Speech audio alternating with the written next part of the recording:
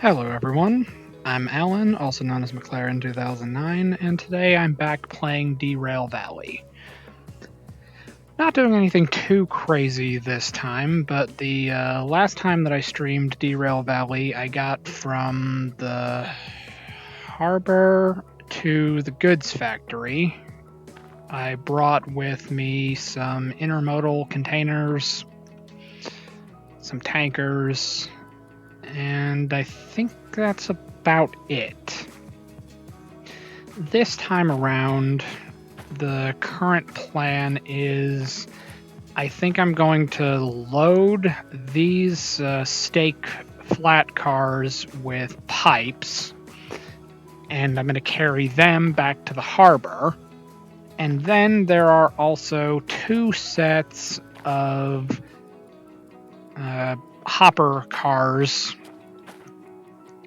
that with scrap metal going to the steel mill. It's not the most glamorous of jobs, but it's something to work on.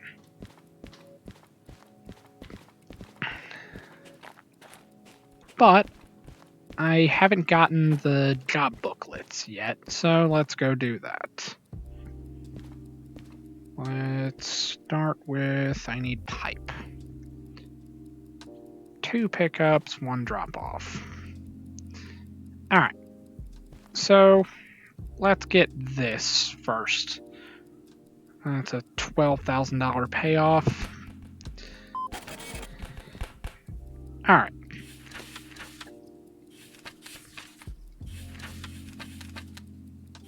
Huh, okay.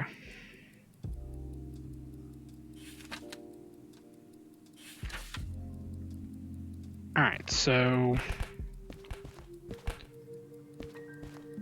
the first step is getting the ones over there, then getting the ones over here, moving them forward, putting them onto this track, and then taking them back over there. Now, this is going to be a little bit interesting.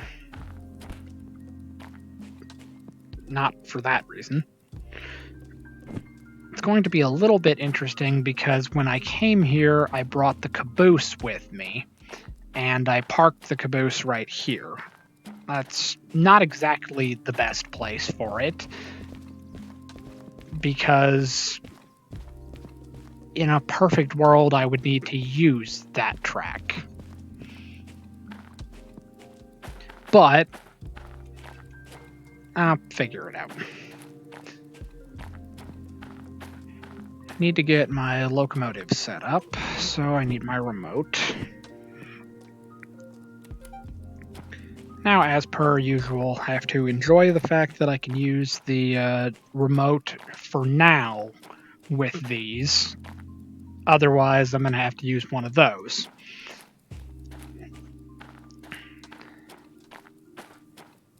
So let's make sure that I disconnected them first, because that would probably be important. D2.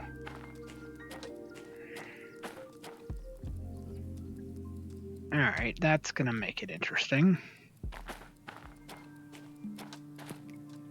Alright, we have to see how much the pipe weighs after it's loaded, because these are heavy. Oh, it's a gondola, not a hopper. So this is 16,000 kilograms, 42,000 kilograms, so 58,000 kilos. That's pretty heavy.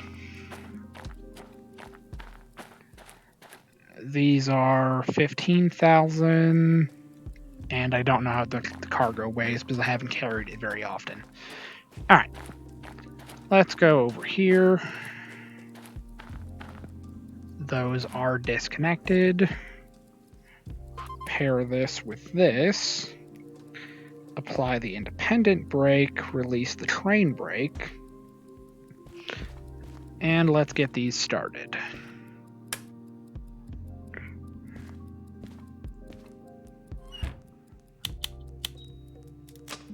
Alright. Start that up.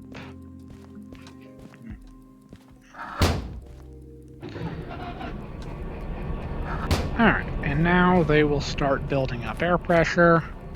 Let's go up here.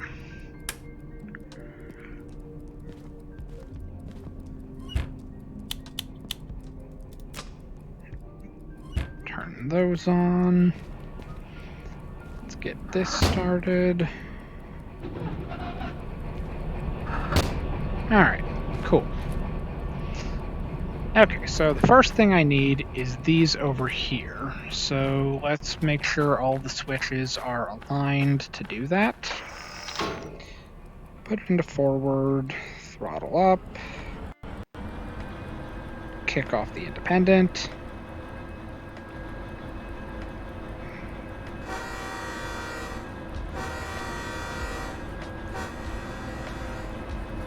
Hit the horn because why not?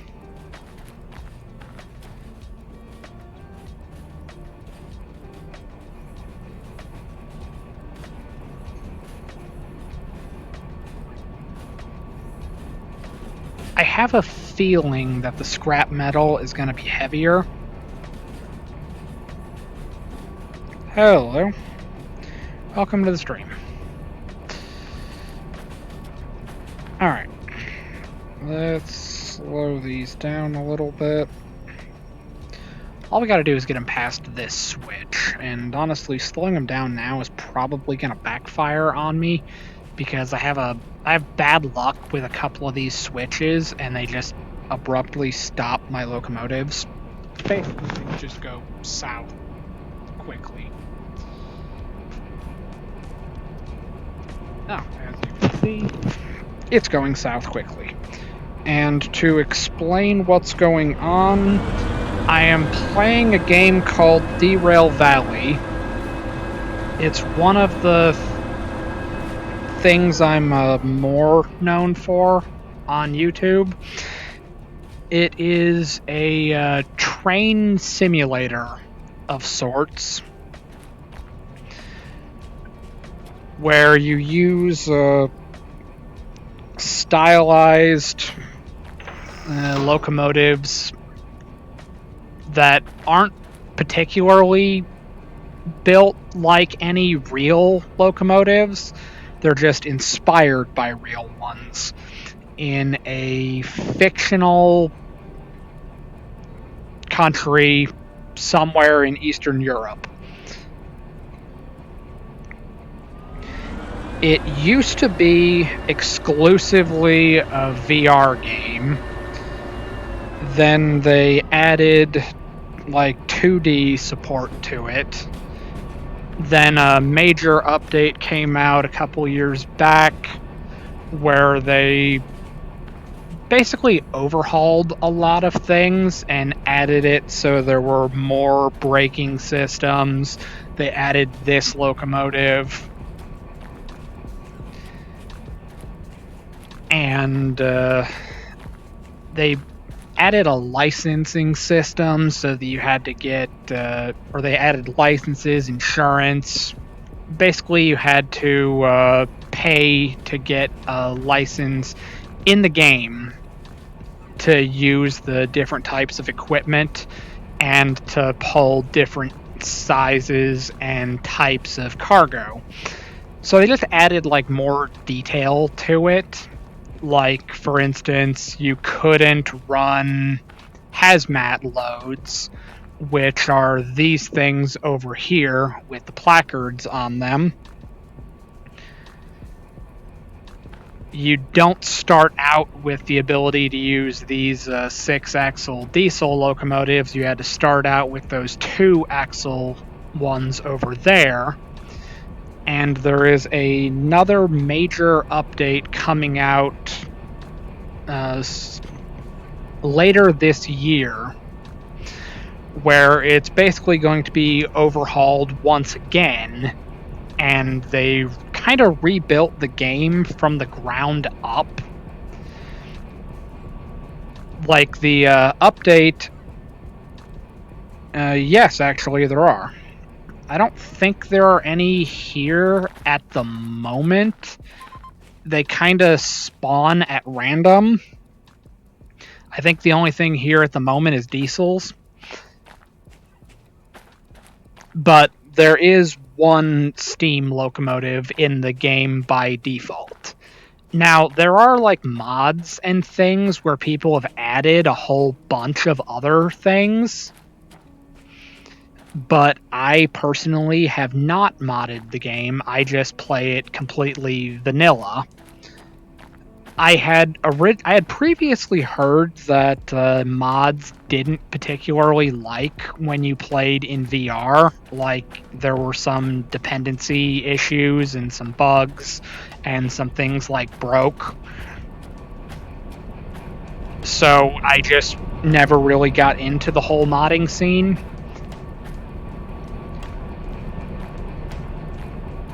And then in the game, there are basically 3 types of jobs you can do. You can either do a freight mission where you're hauling around loaded cars with cargo, and you go from one city to another city. You can do logistics missions, which would be taking these empty cars from one place to another. Or you can do shunting missions where you just move things around in and out of the yard. Actually, it's funny that you should mention that. If you like trains, play Train Sim World. I actually do play Train Sim World. But honestly, I kind of prefer this one. Even though this one is less realistic than Train Sim World. Like, for instance, let's look at our DE6 here for a second. This looks like a diesel-electric locomotive. I've heard people say it's inspired by the exported EMD locomotives that were sent over to, I want to say, Yugoslavia back in the day. But there are a couple of things that make this not one of those locomotives.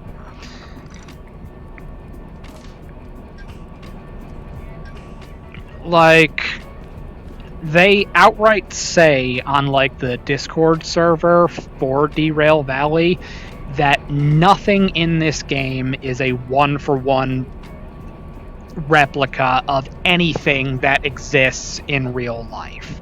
They're all inspired by real things, but it's not a model of something real.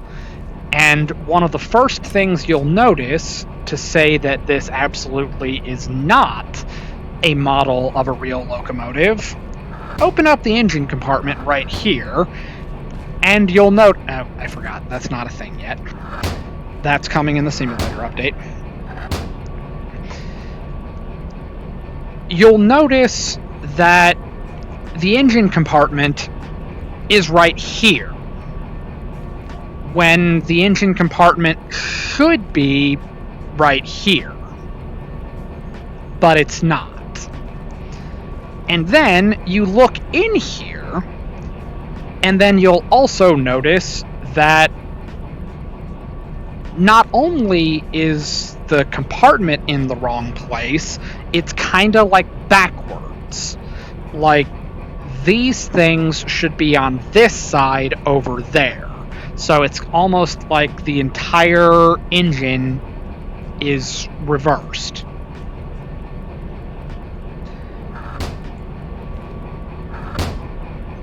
So that's one thing. Then you go in here into the cab and look at the control stand.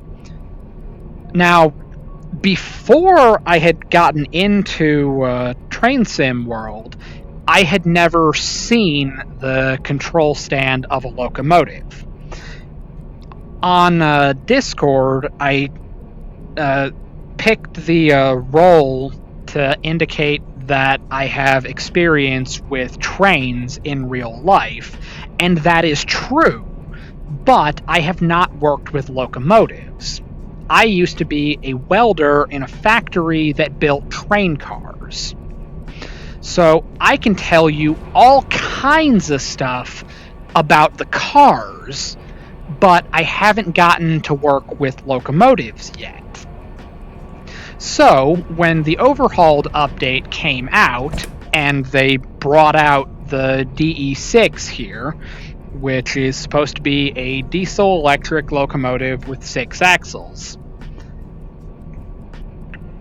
And it has 6 axles, but as of right now, it's completely diesel-powered. It's not a diesel-electric yet. But, going off of what I was saying earlier about how prior to playing Train Sim World, I had never seen the control stand of a locomotive in real life. So, when I got into the Overhauled update for Derail Valley, I looked at the control stand and I was like, oh, okay. This is what the control stand of a locomotive looks like. Yes, with an asterisk. This is approximately what a control stand of the locomotive would look like, except you may notice that the throttle and dynamic brake levers are reversed. The dynamic brake should be up here, and the throttle should be over here.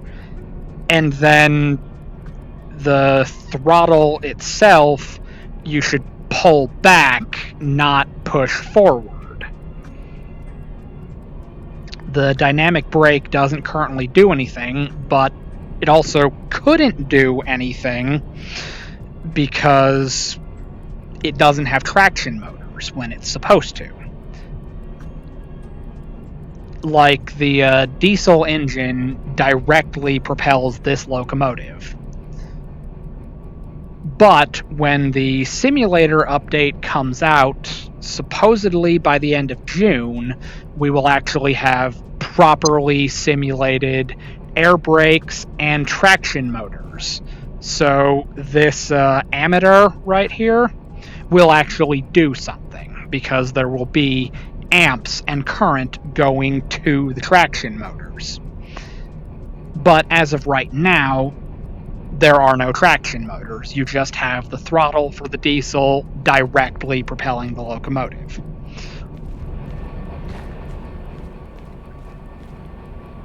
But I would know none of that if it wasn't for the fact that I got into playing Train Sim World 2. Train Sim World 2. And then when I decided that I was going to work for the actual railroad at the end of last year, I upgraded to Train Sim World 3 back in January, I want to say. But I'm kind of upset about it because even though I got Train Sim World 3 on sale by like a lot, I only have one route that is actually Train Sim World 3, and everything else is a legacy route left over from Train Sim World 2.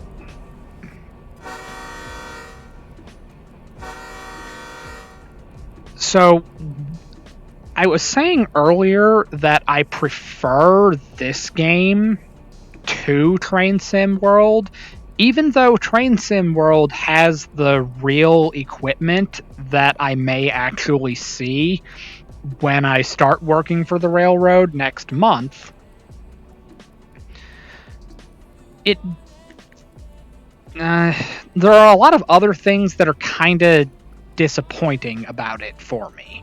I prefer this game mostly because it was originally built from the ground up to be played in VR.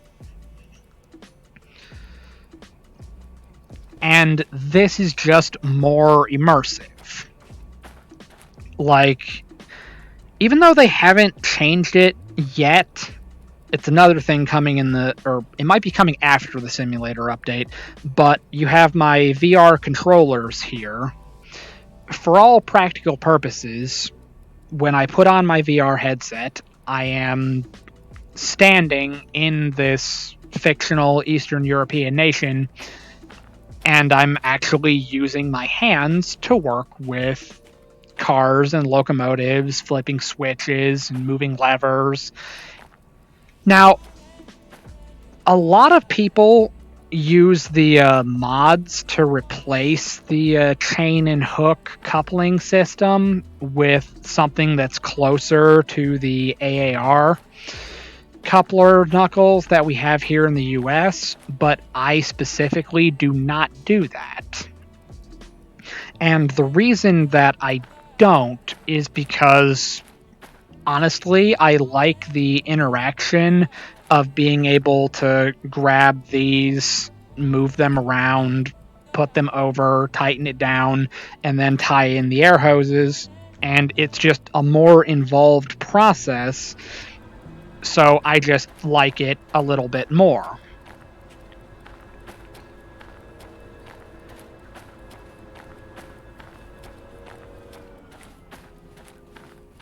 But mostly it boils down to I'm just in VR, so it feels more like I'm actually in this world.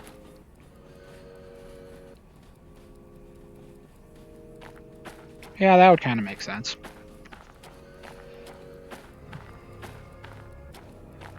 Alright. So, what I'm doing today in this game, I'm loading these stake flat cars and these flat cars over here, and they are going to be loaded with steel pipes.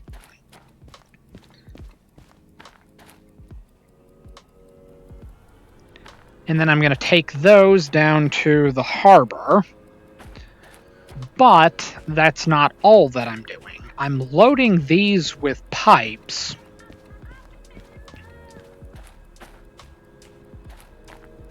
But then I'm picking up a couple of gondola cars over back in that lot, and I'm going to take them to the steel mill. Alright, now my locomotive should be coming around this corner really soon. There it is.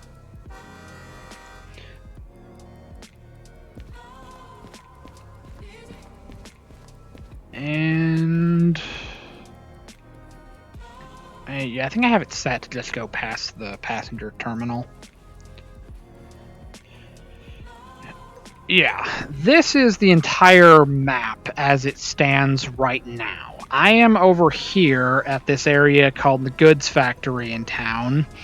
I gotta pick up both sets of these stake flat cars and put them on this track over here to get loaded with pipes.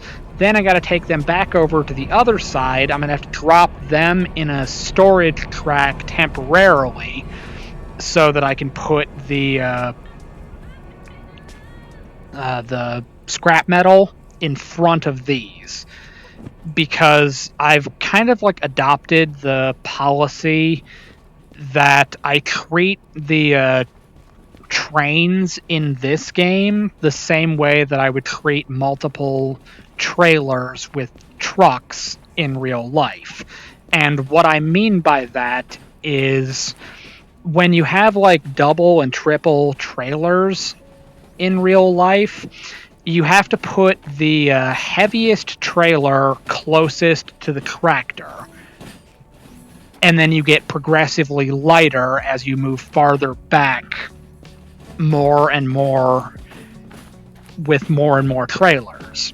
And the reason you have to do that is because of something that we call the crack the whip effect.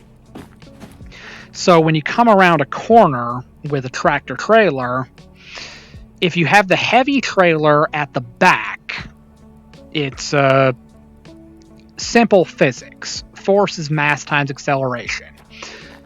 So if you have the heaviest thing at the back, when you go around a turn, the back of the trailer is going to swing out. And if the heaviest thing is at the back, when it swings out, it's going to pull the rest of the vehicle with it. And that is going to get really bad really fast. So you make it so that the lightest trailer is at the back of the combination vehicle, and the heaviest trailer is at the front. So that if it swings out, it won't swing far. Now, how does that relate to trains, you might be wondering? Well, it's quite simple. I need to apply the brakes. Trains are on tracks. Easy enough, right?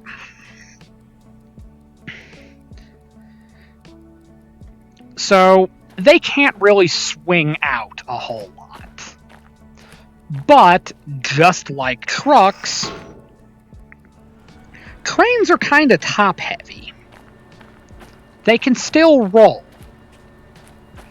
And you wouldn't know this unless you've actually worked on train cars, which I have, but there is nothing holding this on the wheels. There is like a big round disc at the top center of the truck.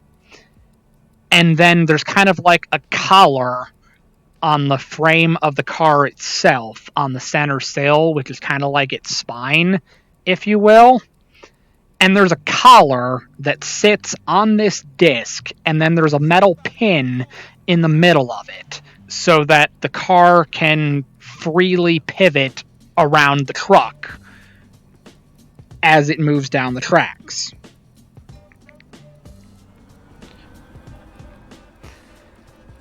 But the only thing holding this on the wheels is just gravity and weight. So, in theory, if you're strong enough, you can quite literally pick this up off the wheels and roll it on its side. In fact, on the real cars, at least here in the US, around here and here, there would be little decals with arrows that say lift here, because you can take these off of their wheels.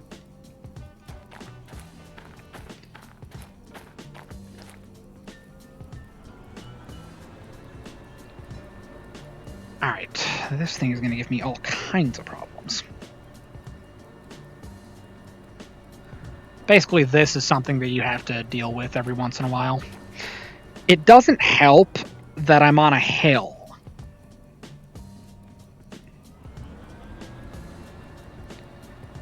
And this was probably like the dumbest possible way to do this. But since I stupidly left my caboose just chilling over there blocking the track, I had to come this way.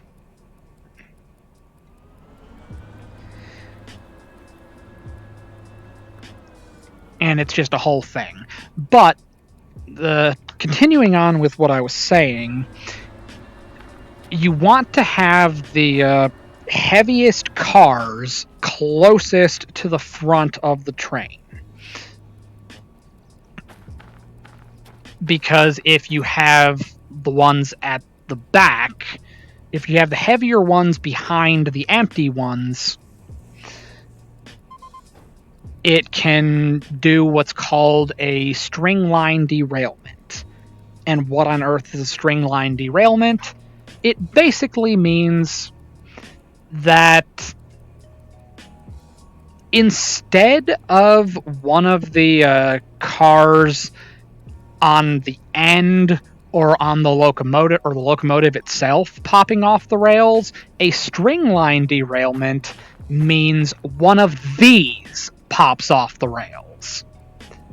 And it doesn't just like it's like it doesn't necessarily come like completely off the rails like with a wreck. It may just like lightly pop off, and then you can just take like a crane and just put it back on. But if you want to prevent that from happening naturally, you make it so that your load is balanced. And you balance it by putting the heavy things forward and the light things back.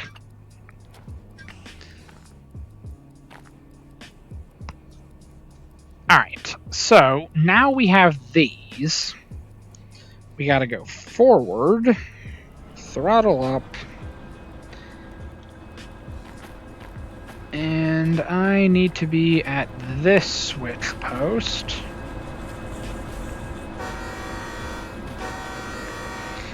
It does not need to be throttling up that far. Because if you go over here, we have speed limit sign and grade sign.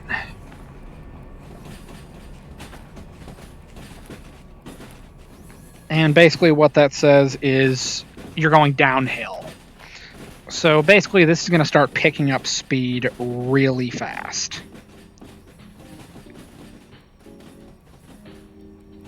Alright.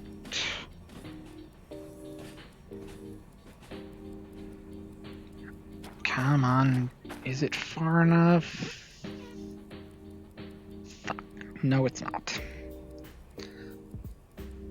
Okay. There we go. Alright. So, train is currently down the hill. Now, you're probably thinking, well, how do you start on a hill? Well, it turns out it's kind of just like you do with a truck. You apply the independent brake to hold the locomotives in place, you throttle up, and once you hear it throttling up, or once you hear the engine going or revving, you can kick off the brake and you can back up.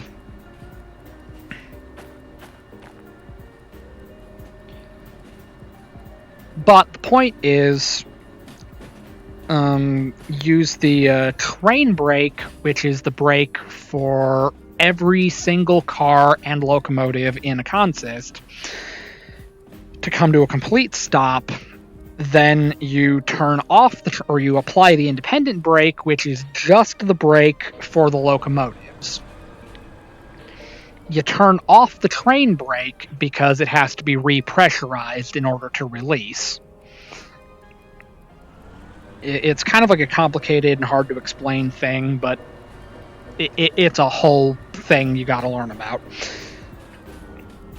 So, turn off the train brake, turn on the independent brake so the train brake can build up air pressure again, so that all of the car brakes release again. Use the independent brake to hold the locomotives in place. Throttle up, reduce the independent brake, and go. If you don't do it that way, you roll down the hill. And you don't want to do that. There is basically no situation where you ever want to be rolling in a way that you are not in control of. And then I relate that back to my experience as a truck driver, because when I did my examination for my CDL, I was tested with a manual truck. Alright, no big deal. That's pretty cool. Well, when you stop at a red light, you're absolutely going to stop on a hill, and you have to learn how to do a hill start, because if you roll back with the trailer, there's a possibility that you can hit a vehicle behind you. Now, there will be the examiner in like a minivan following you, and they're far enough back that you're not going to hit them. generally. But if you roll back down the hill, you're more than likely going to fail the examination, and you're not getting your CDL that day. Where is... Okay.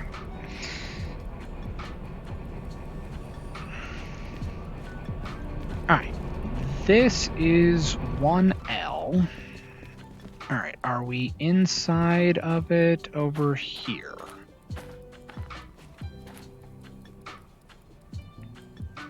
How are we gonna do that?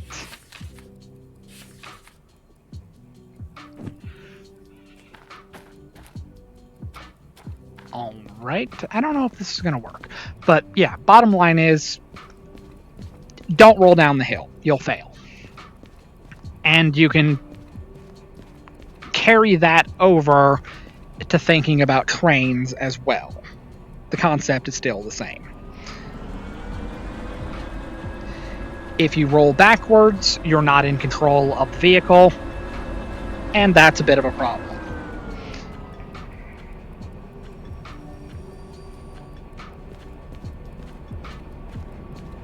Alright, that is literally on the sign. So, if this is gonna work, where is the console?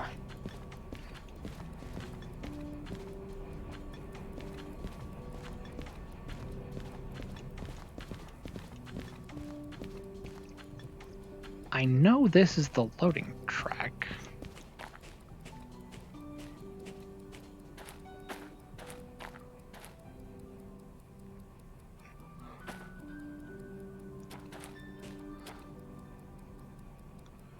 Yeah, 050, it's right there. Oh, the terminal's over here.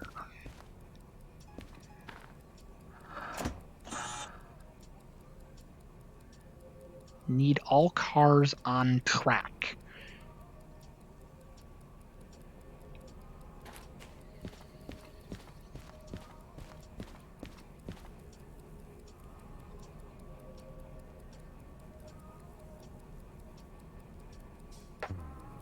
Huh. Alright, this is gonna get weird.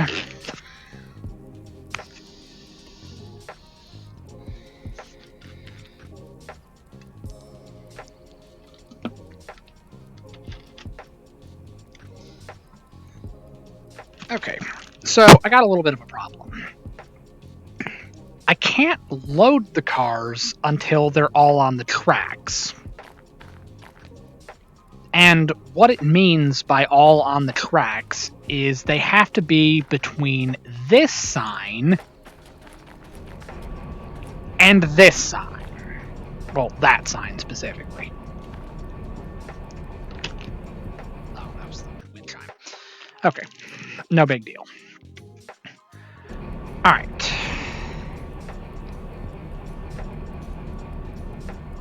So I guess the only course of action is I have to verify that all of these are on the list. So 305, 392, 178,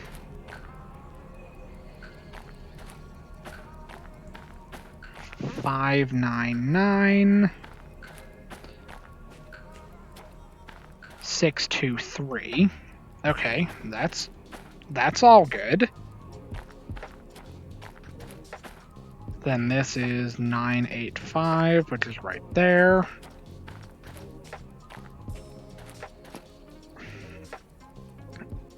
$875.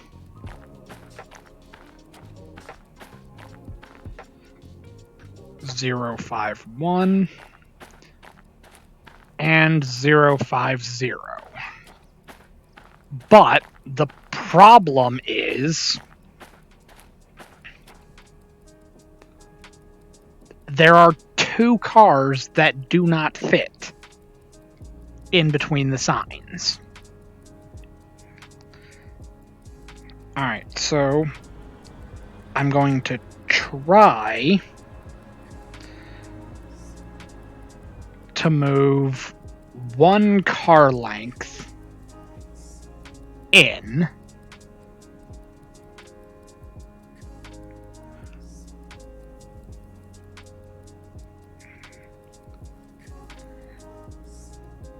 Alright, this way there's just one car sticking out on either side.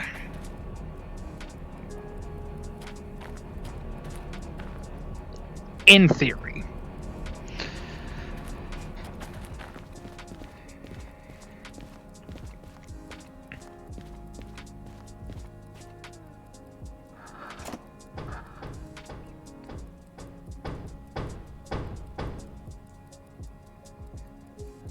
Okay. Alright, I guess that was the move. That was the workaround to make it work.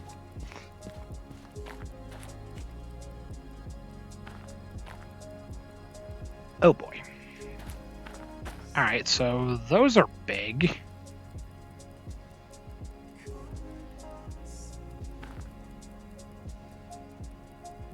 $40,000. 40,000. Alright, so those are 55,000 versus 58,000, so it'll be fine. Alright, so we don't need to worry about it at all. It's just 55,000 kilos, 55,000. Alright, everything's good. Alright, so all we gotta do is just pop it into reverse, throttle up, kick off the independent,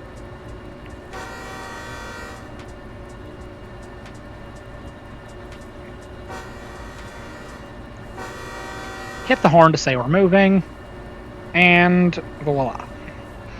Alright, now the thing that's going to get interesting is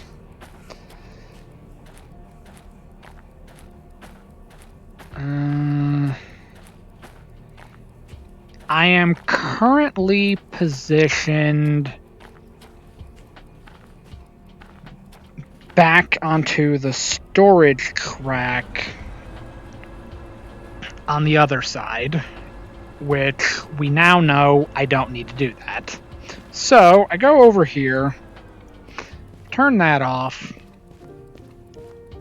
and we'll just leave the train to its own devices for a little while. Totally not a safe practice. Do not do that in real life. But in real life, you wouldn't be doing this by yourself. But the game...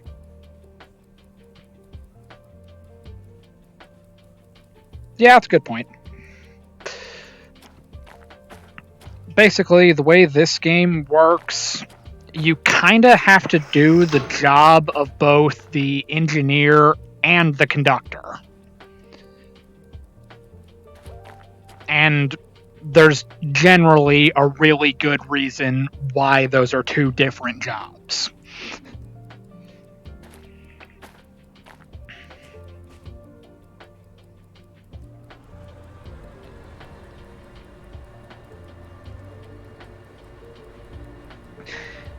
And as of right now, we no longer have empty cars, now we have loaded cars. So loaded cars have weight.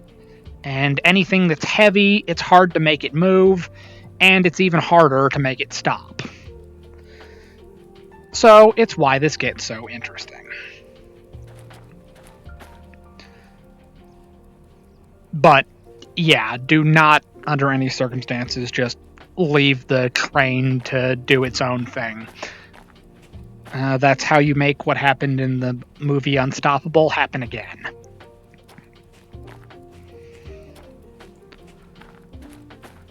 And the fact that nobody is specifically watching the back of the train, I could have already run something over and we would have no idea.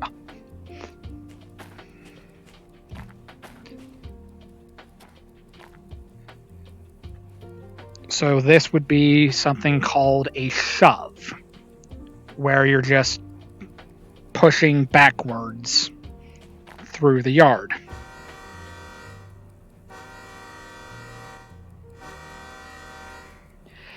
Oh yeah, and what do you mean flashbacks? There's stuff still going on in Ohio. It's all gone off the rails, literally and metaphorically.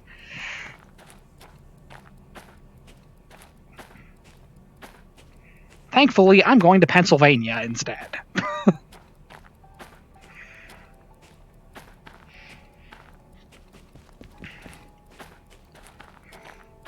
Which, by the way, it's actually kind of cool. Oh, God, no, this is definitely not the first time.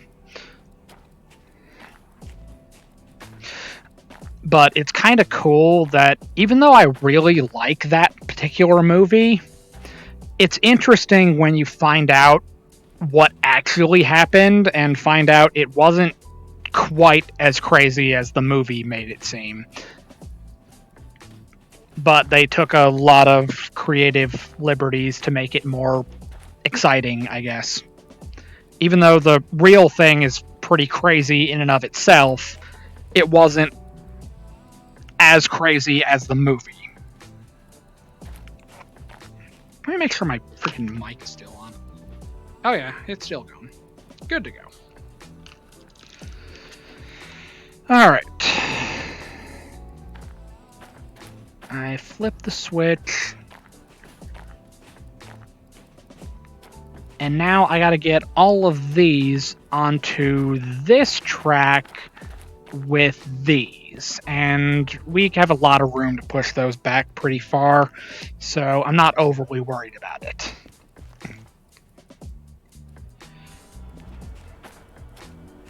Now, realistically, I do know that I'm supposed to honk the horn or at least signal in some way when I'm going over, like, the grade crossings, but let's be real, I am the only person in this valley.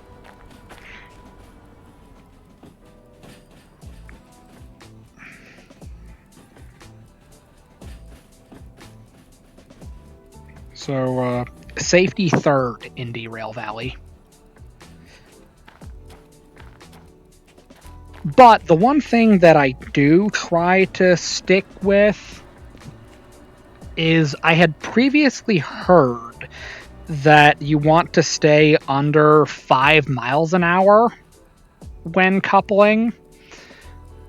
Although apparently it's more accurately you want to stay under 4 miles an hour. But all of that is kind of like a moot point because we don't have miles per hour in Derail Valley by default. Since this is a fictional nation in Eastern Europe, we use kilometers per hour. But I found out that 5 kilometers an hour is a pretty good starting point.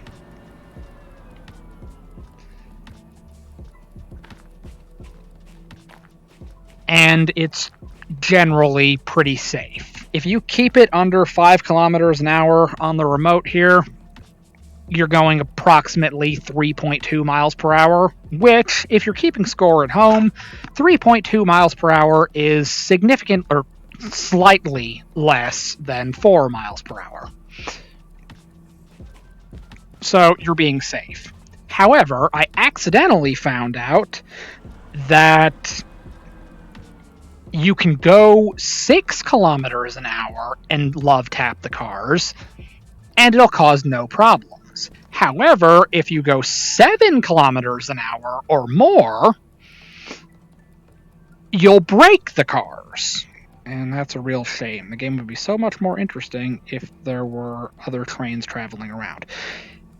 Hold that thought and keep it in your mind for, like, years to come. Because on their roadmap for, like, I want to say 2025 or beyond,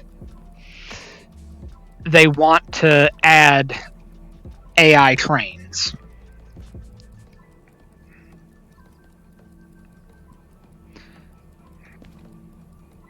Personally, I would be happy if they just put in like the bizarre like sound effects, like when Simulator comes out and the cities start to sound like there's something in them, like they park more vehicles on the streets, or not on the streets, because that would be bad, stupid, and annoying. But just like having ambient sounds in the environment to just make you think something else is here. And then everybody likes to joke around when they see the clips for the like the day-night cycle, the fog lighting, like the flashlight with a battery, the lighter being a light source. I mean, it is a light source now too, but everybody's like, oh yeah, it's not the Simulator update, it's just it's the Derail Valley horror update, and we're waiting for the crossover with Choo Choo Charles. And to all of the people that are saying it's becoming like a horror game, the thing I think would be cool is like if you set it up so that like in the middle of the night at like 3 a.m. in the game, you just hear a train whistle off in the distance. It doesn't have to be attached to anything. Just put literally a sound emitter somewhere in the wilderness and just have a train whistle go off at 3 a.m. That's literally all I need. It would be enough to just be slightly unsettling.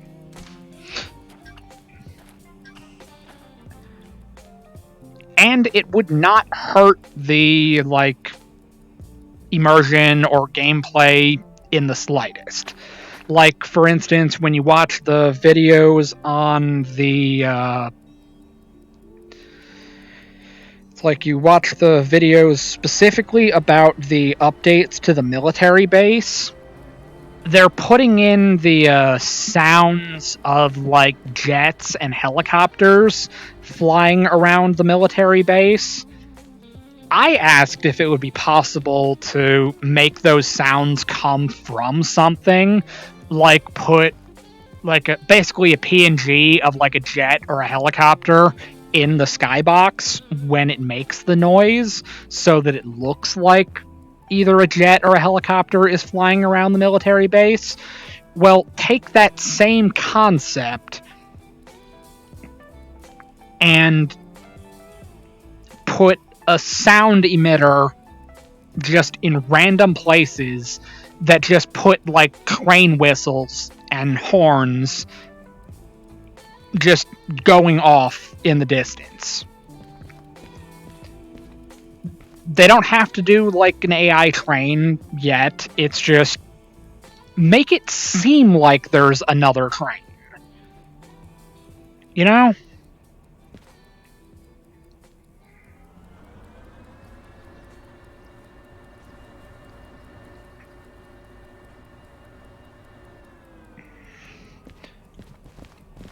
It would just do like wonders to make the world feel more alive, in my opinion.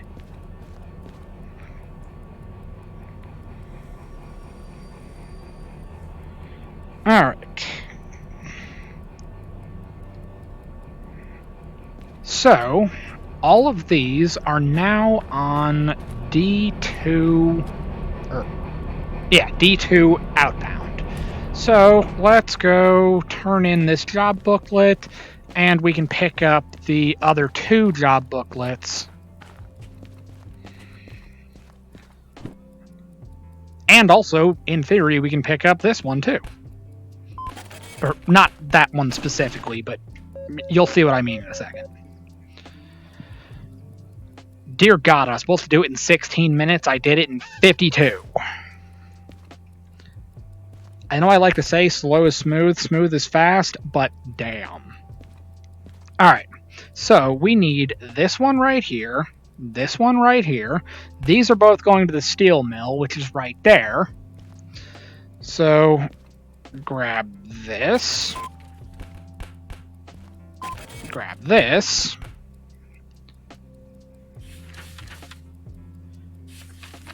Alright, so we have this one currently hooked up, so that's going at the back.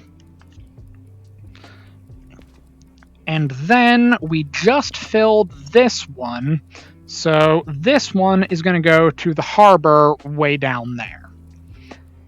Now, luckily, it's in the same direction, so we're not going out of the way. But, bottom line is, we're not doing anything fast.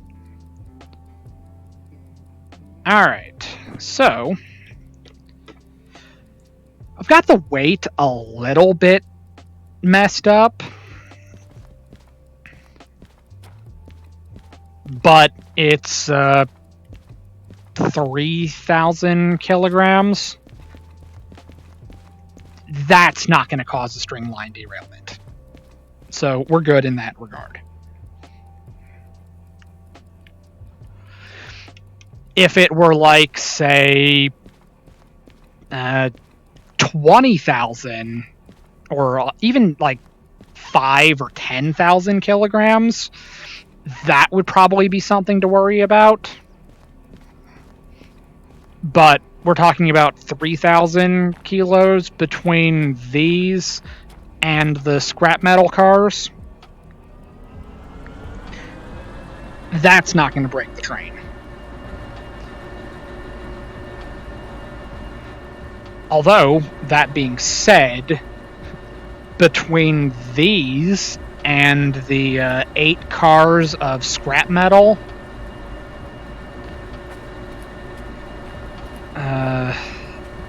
this is going to be a pretty heavy train.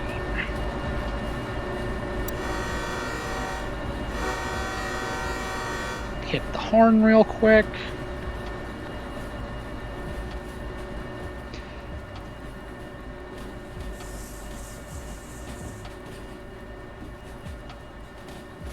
What the fuck did you say?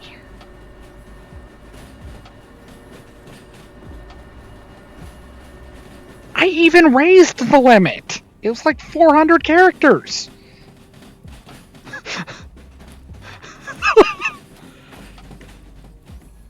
My apologies. The auto moderator is a little sensitive at times. But I'm not a big enough streamer to have like an actual moderator.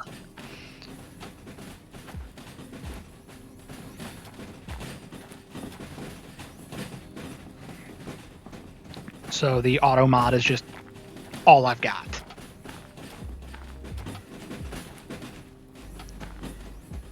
Alright, so that's 3. We don't need that one.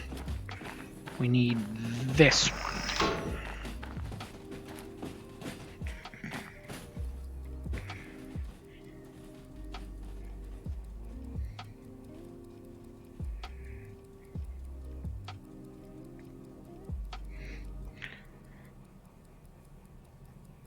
Oh no, I can read multiple sentences in a row. It's just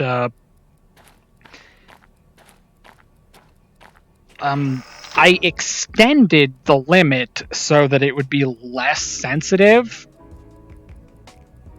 but clearly I didn't extend it far enough.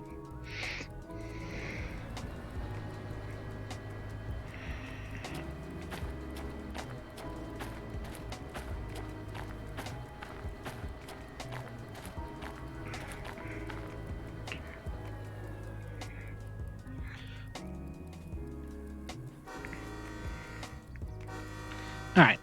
Oh, and I forgot one more step. After I get these hooked up, I gotta go past that switch over there so that I can get backed up to my caboose and pull it out of here.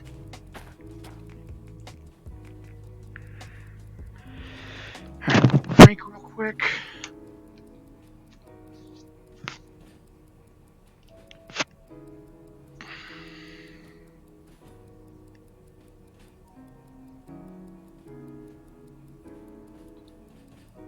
part that sucks is I have no way of even knowing what you may have said.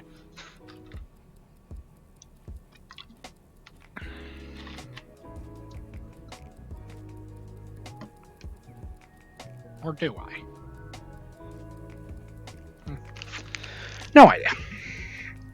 Actually, I might be able to see it through Nightbot or through my channel dashboard. But unfortunately, I don't have my channel dashboard opened at the moment. I'm just using the Streamlabs desktop application, and that's how I'm running my stream. So the only way I'll see it is if I look back through the transcripts on the Nightbot website. Which, thankfully, no one has upset the Nightbot successfully. But considering it looks for worse things, is probably for the best.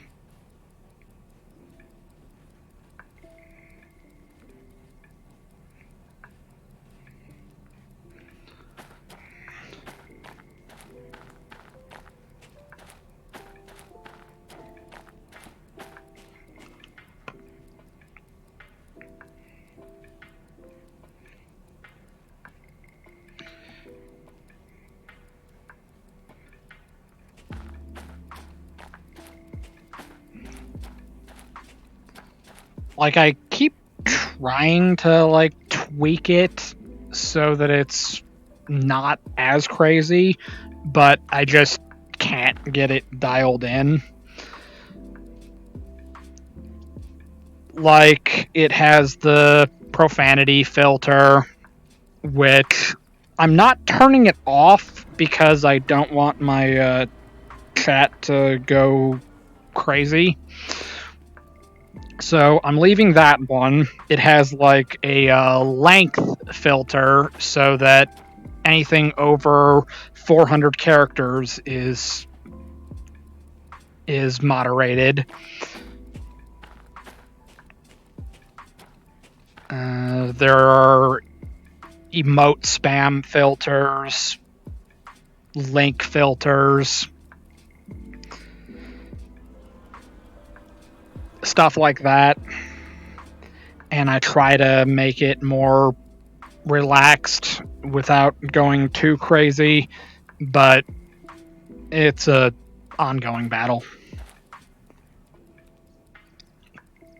Maybe if I actually make it as a streamer someday, I might actually have like a moderator IRL, but I'm not there yet.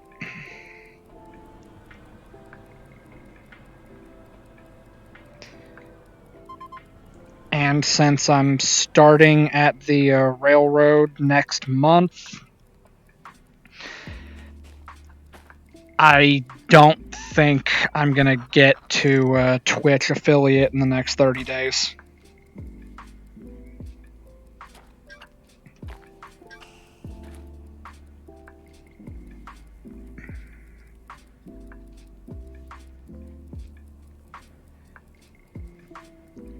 I have 2 bots that are actively watching my chat. I technically have 3, but the third one's muted, so it's not doing anything. So I just have Streamlabs and Nightbot.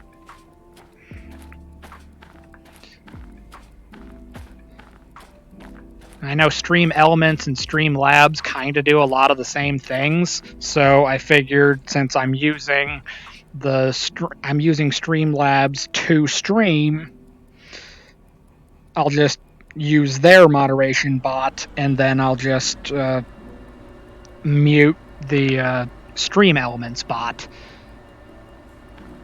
They both have pretty much the same settings anyway, so I figured I don't need the redundancy of having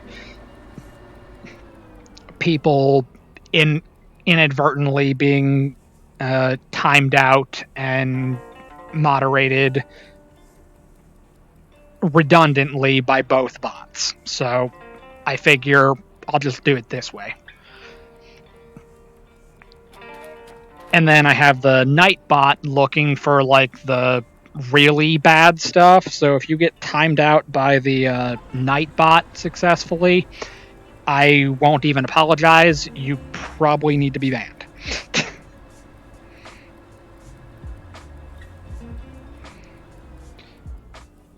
But sometimes if you get timed out by the Streamlabs bot, sometimes I'll apologize and ask you to stop upsetting the bot. But other than that, that's just what I gotta do. Alright, I need to be over here. So yeah, I've got about a month left of being able to stream consistently. Then I'm going to take a 4-week break because I'm not going to be able to stream reliably from hotel Wi-Fi on a laptop. So I'm probably not going to be streaming while I'm in school. And then I'll be on the clock on the extras board. So my stream schedule will not be consistent in any regard. So I'm just kind of enjoying it while it lasts and seeing if I can get a couple more followers, a couple more subscribers on YouTube, stuff like that. I've already completely blown my previous record of when I started streaming in 2019. I've already completely obliterated that record.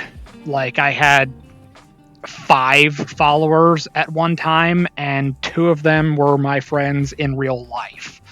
So there were just 3 random people that were watching me play various simulator games. So I've already greatly surpassed that, just making it up to 29 followers. I never had any illusions that I was going to make it to affiliate and start getting paid to stream. But I will say that I'm closer than I ever thought I would be. And the thing that makes it funny is I've been playing Derail Valley, Train Sim World, and a couple other simulators here and there, and then I'll mix it up and throw in some other stuff too.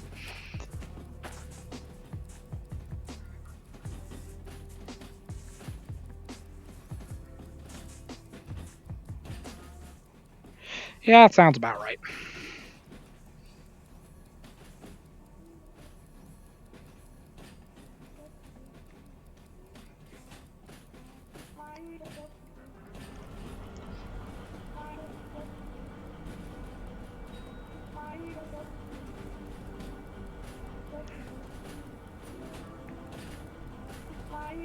Alright. I gotta check. Let's go over here real quick. Oh yeah, the music's still playing. It's just quiet. Alright, so I get past this switch right here. I could back up to the caboose, and then I can pull around, and we're golden.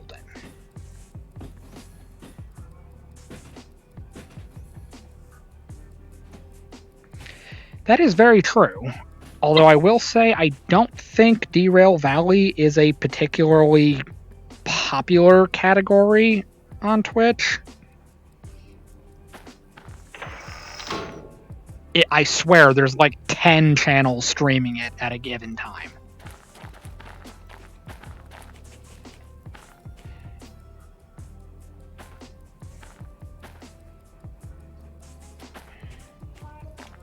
Alright. That's fine.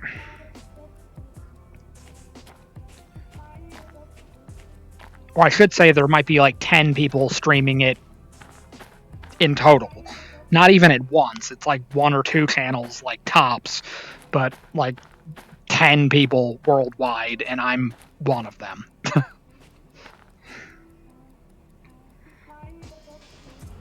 And this time in particular was the first time I ever mentioned the stream in the Discord server.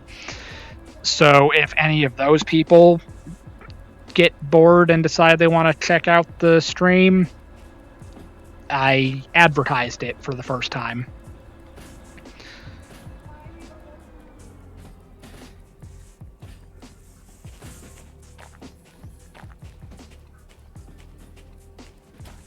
But when I was looking at the analytical data for my YouTube channel, apparently it might not be like that at the moment, because I was on like a streak of playing some other games, like specifically Carrier Command 2 I've been playing lately.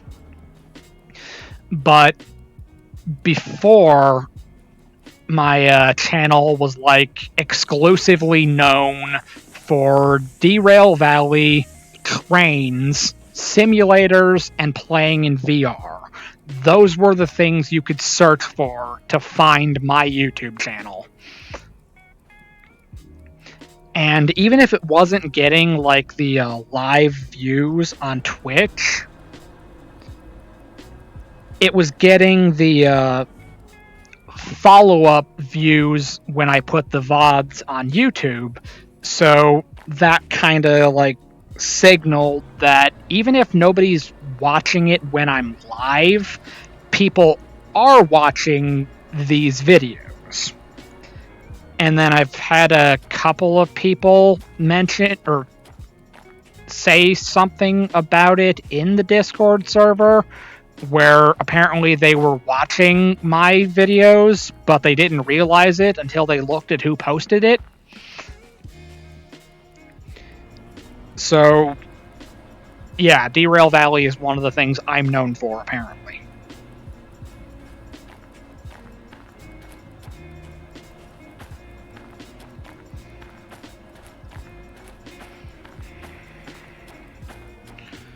Alright, let's not stand in the tracks, because that's a good way to get run over.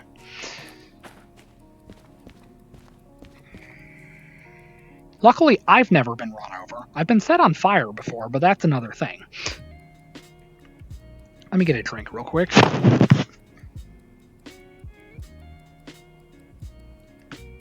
good. Microphone's still working. That's another thing I gotta keep a close eye out for, because I've had times in the past where my Rift headset started malfunctioning on me, and my microphone just kind of like died.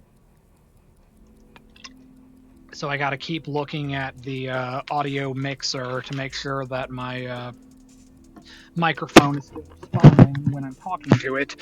Otherwise, I'm sitting here ranting and nobody's listening. It gets really, really weird.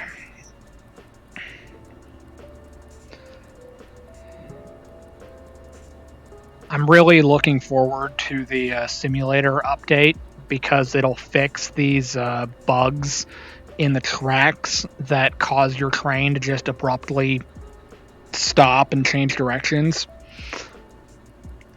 I finally got an explanation of what's doing it, and I know it's getting fixed with simulator.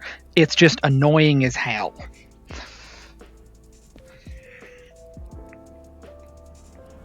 And it's really annoying because it's not like a universal thing. It's not affecting every car or every locomotive. It's just like kind of picking one at random.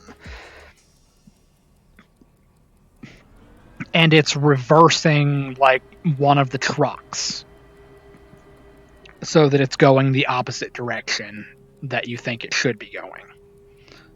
Like right now I have momentum going backwards, but it keeps slowing down. And that's a bit of a problem because I try to throttle up and kind of like force through the like speed bump in the switch. And if you speed up too far, you'll take off like a rocket once you're clear of that invisible barrier. And like if I go up above notch 2 on the remote, say I go up to like 3 or 4, somehow when it overcomes this imaginary invisible wall, it's gonna like spring up to like 10 kilometers an hour and break my caboose. And nobody wants that.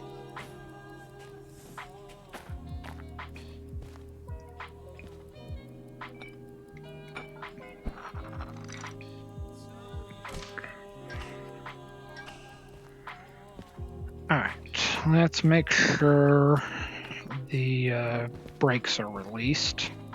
It's the only handbrake that works until Simulator comes out. Alright, handbrakes are off.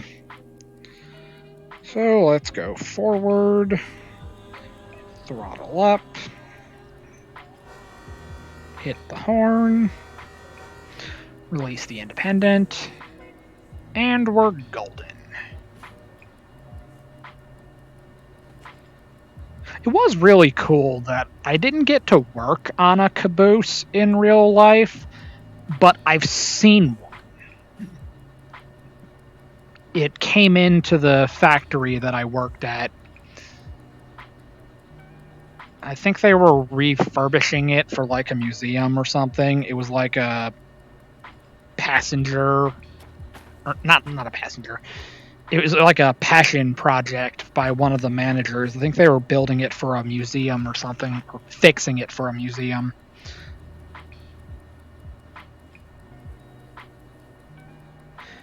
I was so confused when I tried to kick a consist with one heavy car and several light ones. I turned around to see the whole consist ram into the back of the engine.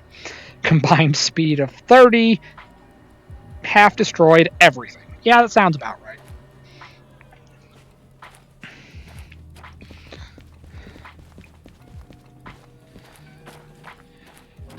It's kind of like a double-edged sword. That's like the only way I can describe it.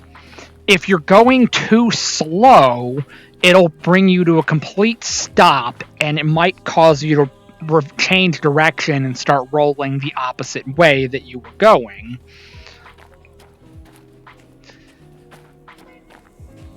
But then, if you're going too fast, it won't just slow you down, it'll actually cause the car to pop off the rails and destroy the cargo.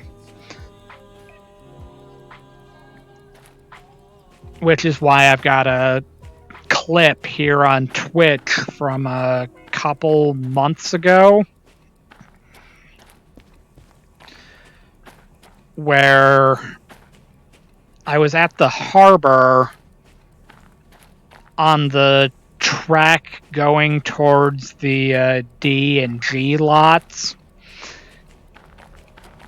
I was going 18 kilometers an hour. Exactly 18 when the track just abruptly annihilated 2 of my cars. It was a great time. 10 out of 10.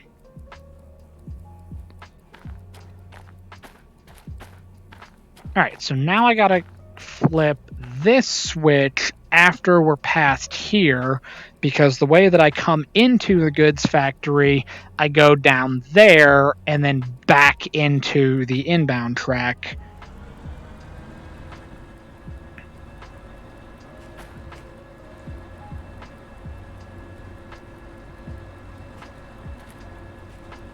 It's always so weird to me that this is the loading track when this is the straightest shot out of the goods factory.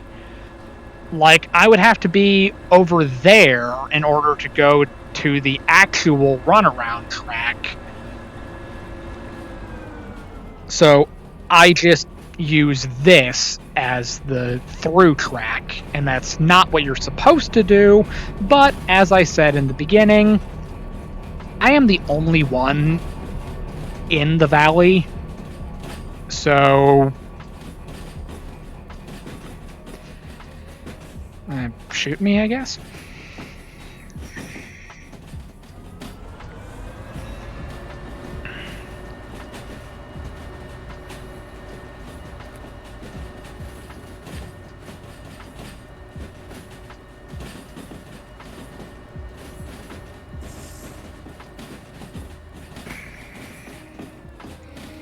Alright, let's slow that down a little bit. About to start going downhill anyway.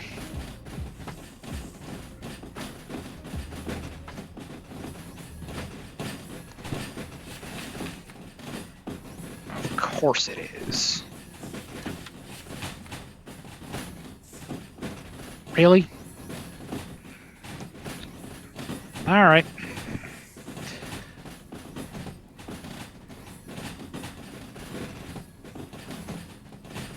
And bringing the caboose is going to be a pain.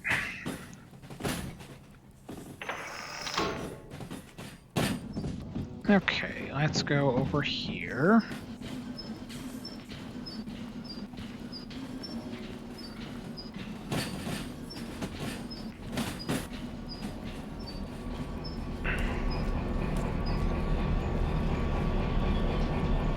Alright, let's turn this off real quick, put that away. And let's drop down here. Okay, so we can finally get underway. Let's drop that down there, throttle up real quick.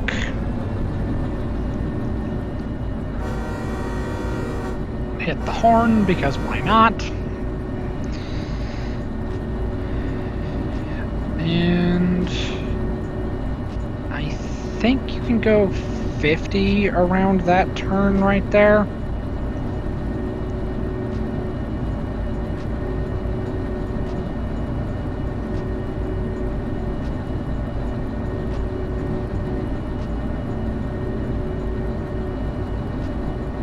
I'm gonna have to get creative with how I solve this. Luckily, the extreme examples of that bug don't happen often. Sometimes it feels like they do, but I haven't had too many cars destroyed recently, so I guess it's not that common. Should probably knock on wood right now.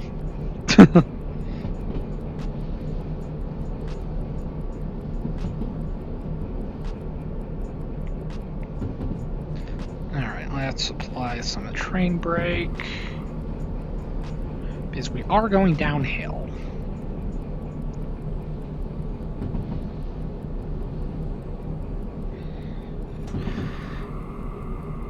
It was weird how it took me getting into playing Train Sim World to figure out how to use the automatic brake, which is kind of funny to say that, considering they don't really teach you how to use the automatic brake. You just figure it out, and then I can use that experience to get better at this. I will definitely say I like this one better, though. Partly because it's in VR, but mostly because you can interact with everything you can see. It might not do anything yet, but it's there. Like, even this thing. You can flip the switch and turn on a blue light. It doesn't do anything else, it just turns on a light. Good hustle. Alright, so what I'm thinking I'm gonna do, I'm gonna be coming around this corner, I'm gonna be coming through the steel mill, and I'm gonna be going through the main line going through the steel mill. So what my plan is, I'm gonna go through the main line, And I'm going to stop kind of like in the middle of it, and I'm going to dump the caboose off right there. Then I'm going to go pull forward, go up the hill a little bit, going this way. I'm going to back up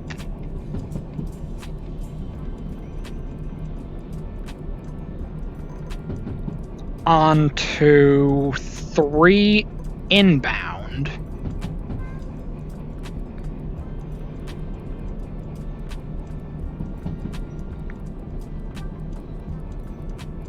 Okay, maybe that's not gonna work.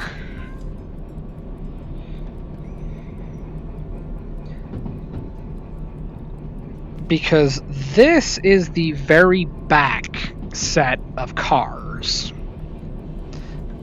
It's these 4 and then the caboose. These have to go to A6I.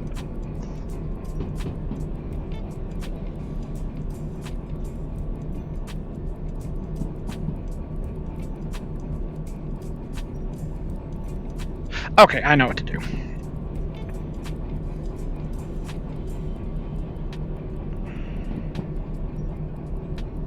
Sort of. Yeah, I know what to do. Alright, so what I'm going to do is I'm going to pull through, dump the caboose off in the middle of the main line, probably somewhere near the station office, because why not?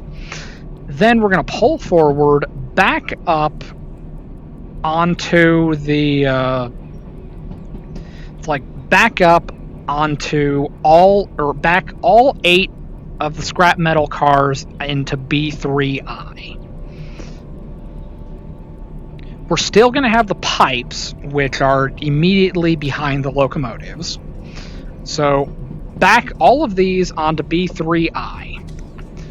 Disconnect from the front cars.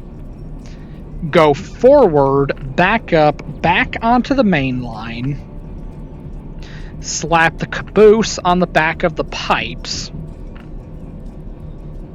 Turn in the other job booklet.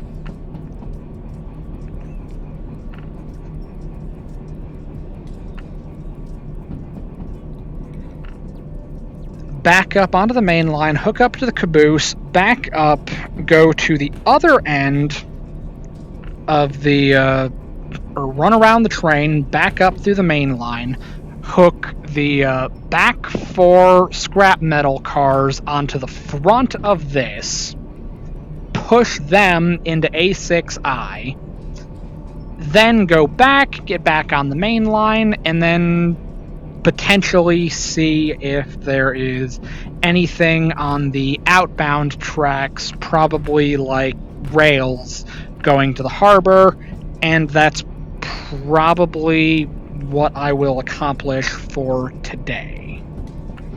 Because that's going to be a painful process in and of itself. And yeah, I could pull out a shunter to take the 4 off the back.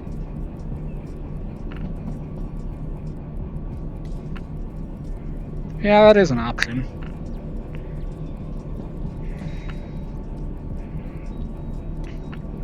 I'll probably just do some weird convoluted switching operation with my... Let me get another drink real quick.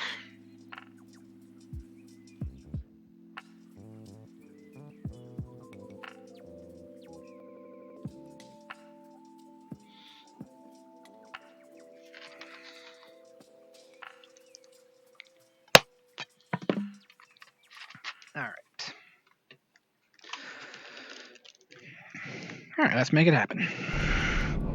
Actually, I need to be paying attention to the throttle around here because we're coming up on where the tutorial building is, and there's a hill there that when I came down from the coal mine, I got stopped right here.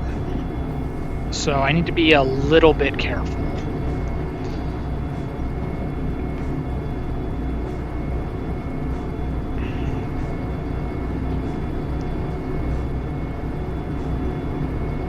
And it's a higher speed zone. It's literally just a straight line.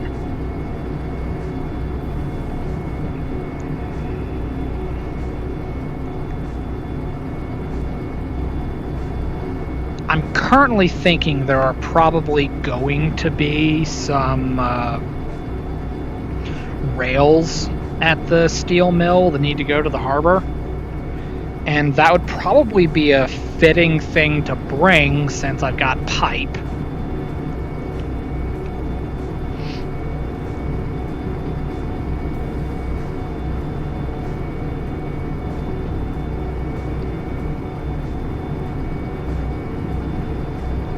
Otherwise, I'll just finish it up by just taking the pipe and the caboose back to the harbor, which isn't a particularly exciting option, but it's an option all the same.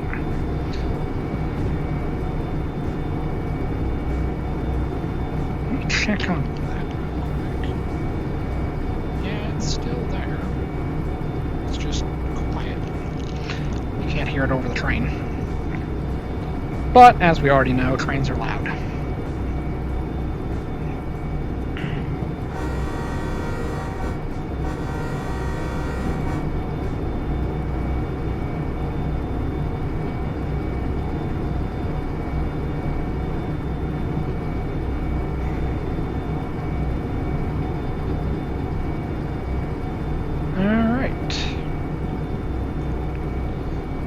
But we're not too heavy because it's only in like notch 3.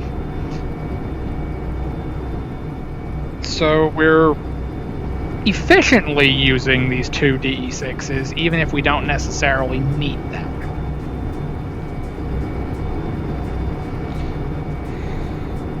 Oh god, it's freaking out.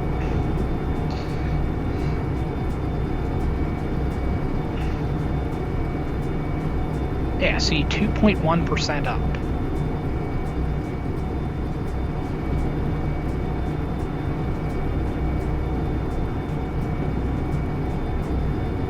It's pretty steep, all things considered. It's kind of unfortunate that there are steep hills on both ends of the steel mill, and you start out as a brand new player right here. You're going to get like the full Derail Valley experience trying to work out of the steel mill. So you're going to have to like sink or swim and just hope for the best.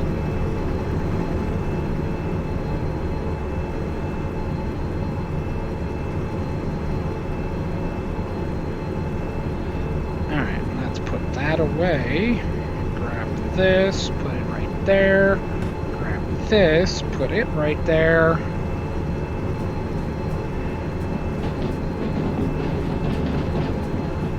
And let's get this party started.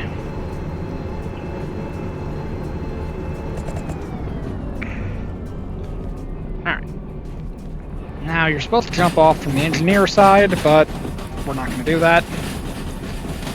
Because YOLO.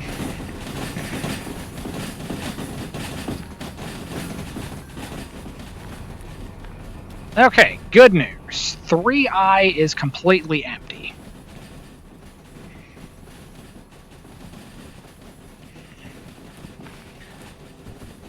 So we can make this work. Alright, train brake. Independent.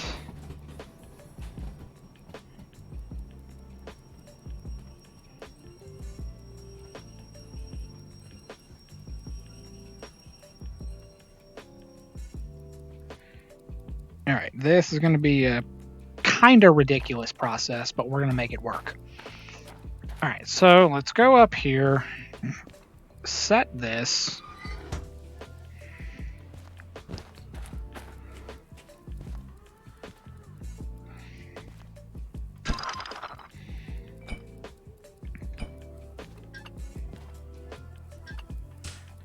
And even though it's not supposed to work like this,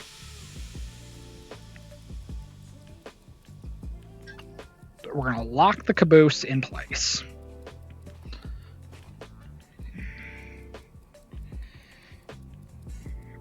And then we're going to throttle up.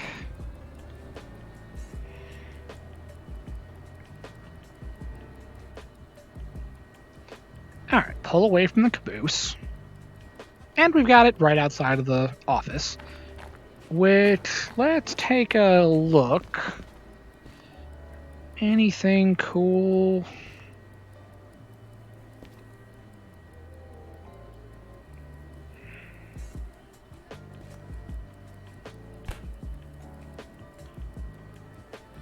Alright, there are actually 2 sets of rails going to the harbor.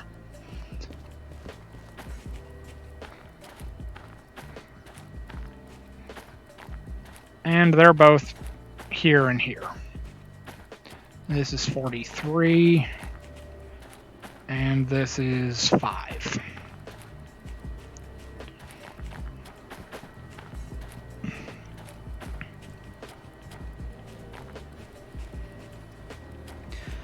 So I might actually be able to get hooked up to those before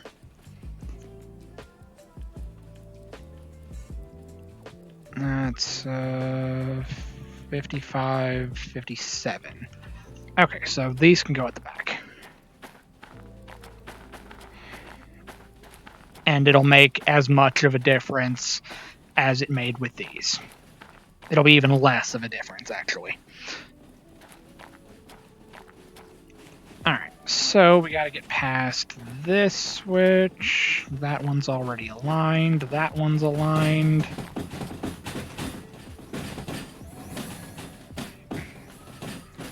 Train brake, independent brake.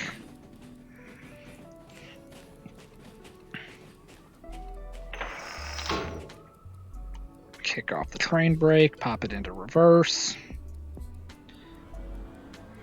Throttle up, kick off the independent. And this is going back downhill, so it should have no problem accelerating, in theory.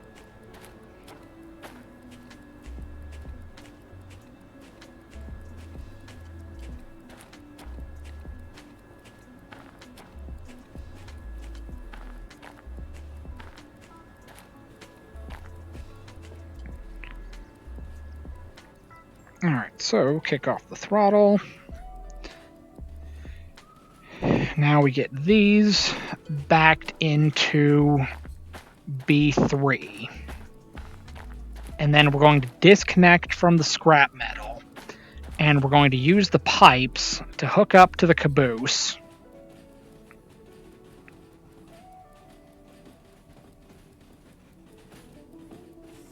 Actually, is there another way I can do this?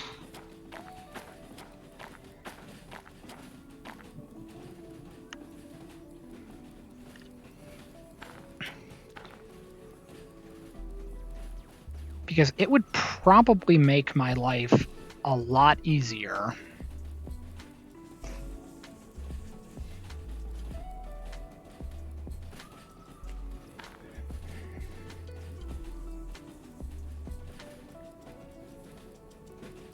Oh, okay. Yeah, I know what I'm going to do. Alright, so drop these off here, use the pipes, back them up to the caboose. We're going to drag the pipes and the caboose along when we shove the 4 scrap metal gondolas into the A track. Then pull them back through here,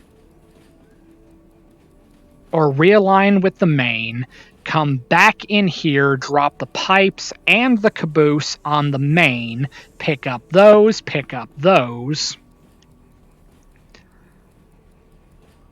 get reconnected to the pipes,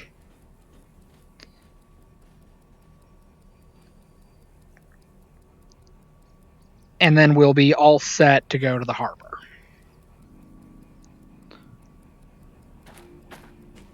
Alright.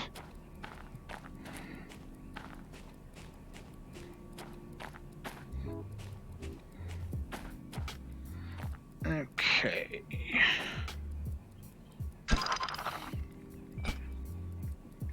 Alright, I got a system. Or I have a plan. Alright, now I need the 4 back cars. Should be this right here. 354. Okay. The coupler's switched, but it doesn't matter. They're not tracked anyway.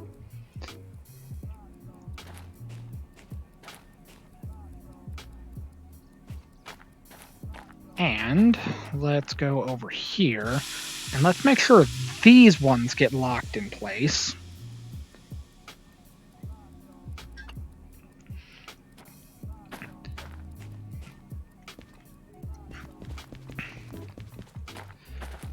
Alright, now we go over here, turn in...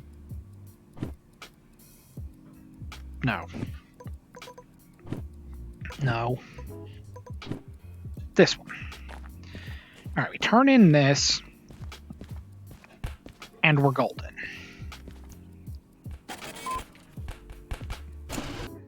No, not that. $7,000. That actually wasn't that bad. It's only supposed to take 20 minutes, took 45. Alright, whatever. It's not that big of a deal. Alright, so throttle up, kick off the independent, and now we're breaking free of the scrap metal. Now we're going to go grab the other ones from the other end. And we're basically just taking the pipes along for a ride. They're not needed, but we're going to do it anyway.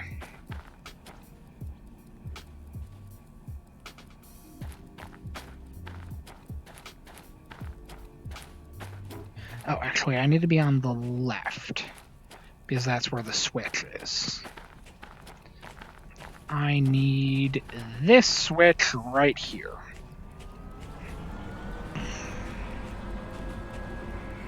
We've lost a lot of weight, so we should have no problem pulling this up the hill.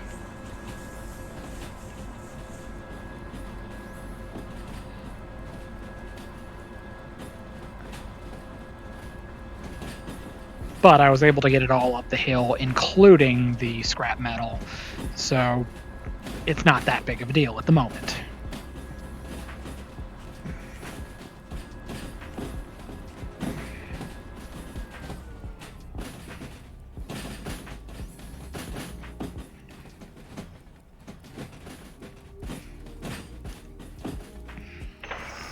Alright, so pop it into reverse, hit the train brake, hit the independent brake, and it'll come to a complete stop-ish. And we're going to roll back, throttle up, kick off the independent. Although in theory I don't really need to do that since we're going downhill, but we're doing it anyway.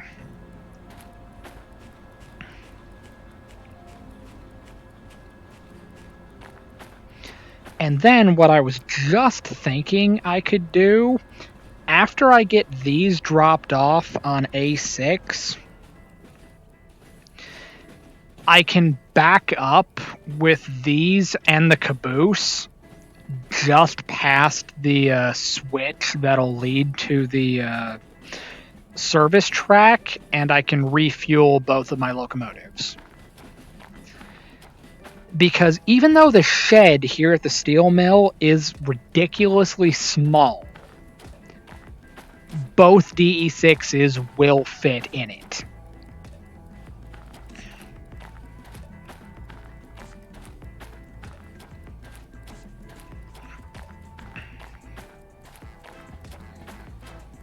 Alright, so we just go up here.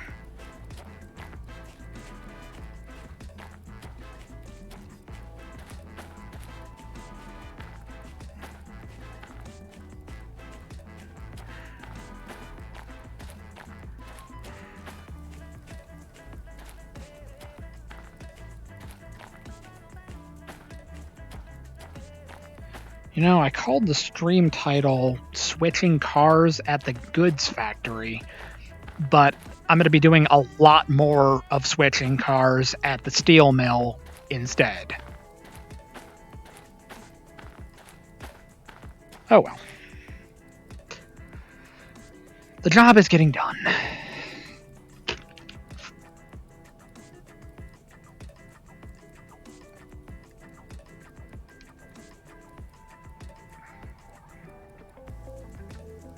Alright, so let me get my drink.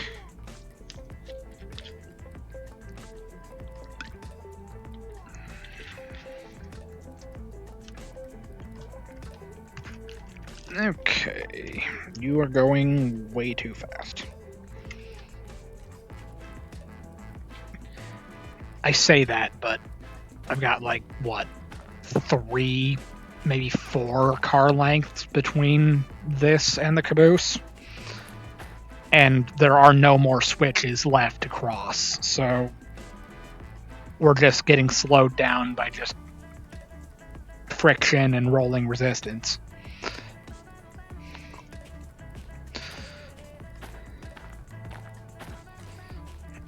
So there's not even any more like bugs that are gonna break us.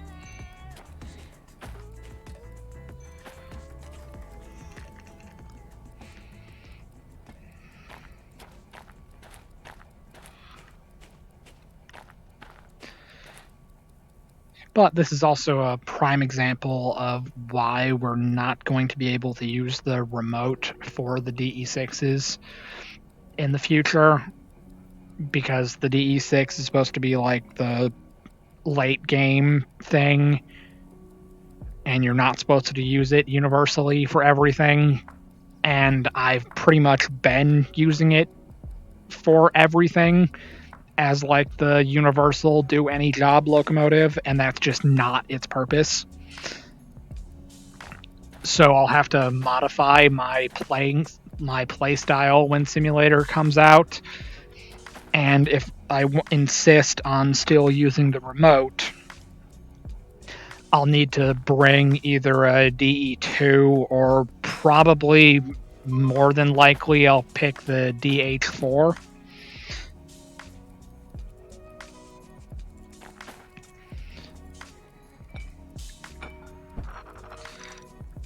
And then I'll just pair the remote with that and just put it at the back.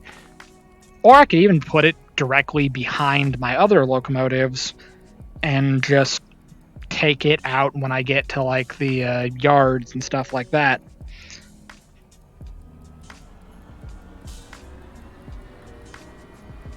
So that's probably the way I'm going to do it.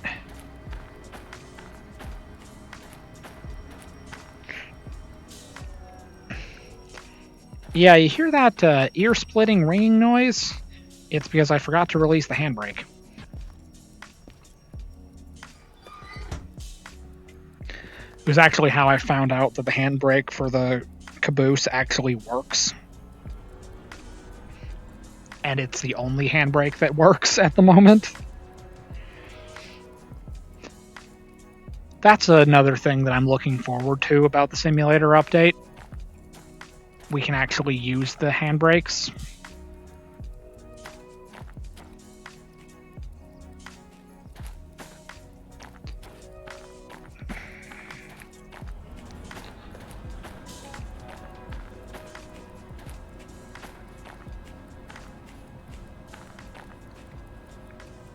But we'll also be able to release the pressure in the brake cylinder directly with the release valves, or with the release valve on each car, and locomotive for that matter.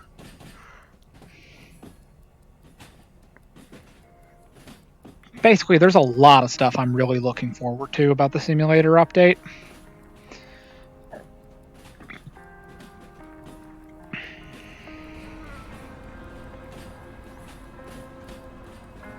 Oh, and then I noticed that when I did my tutorial stream, like several weeks back, where I spent like hours talking about every type of job, what they mean, the different types of tracks that you can put things on in the game. I found out there was a small detail that I wasn't previously aware of. Check this out. You have this job booklet. Obviously, we all know how the little codes work, like goods factory, freight hall number 67. Well, I never noticed before that the shunting jobs, they're either SU or SL. Well, I finally put 2 and 2 together, and I figured out the other day that it means shunting, unloading, shunting, loading. So it tells you on the job number whether you're going to be loading cars or unloading cars. It also tells you in advance whether you're going from an inbound track to a storage track, or if you're going from a storage track to an outbound track. And it actually shows it on the job number.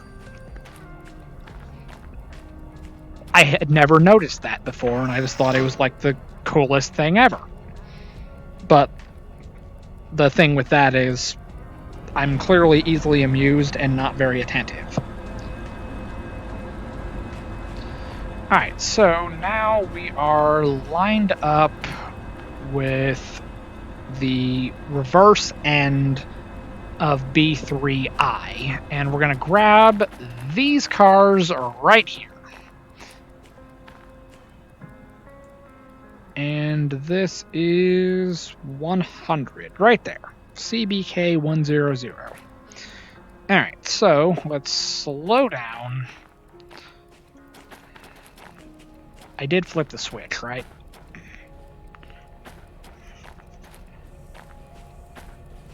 Yes, I did. Okay, we're good.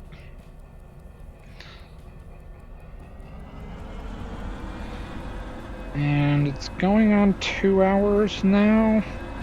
Alright, so more than likely what I'm going to do is I'm going to get these shoved into A6I, turn in the job booklet, and then I'm going to refuel both of my locomotives, get them hooked up back to this, get those back on the main line, and drop them there.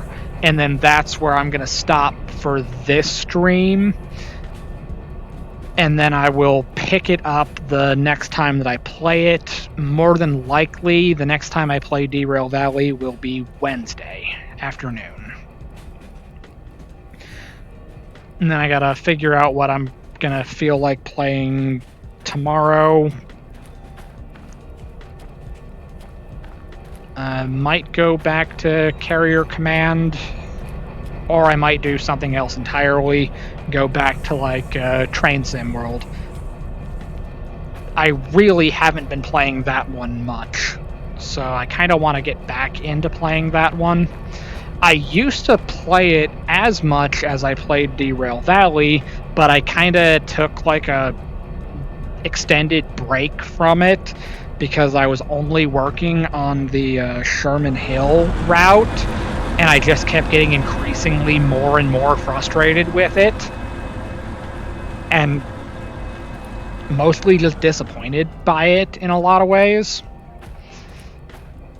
So I kind of stopped playing it.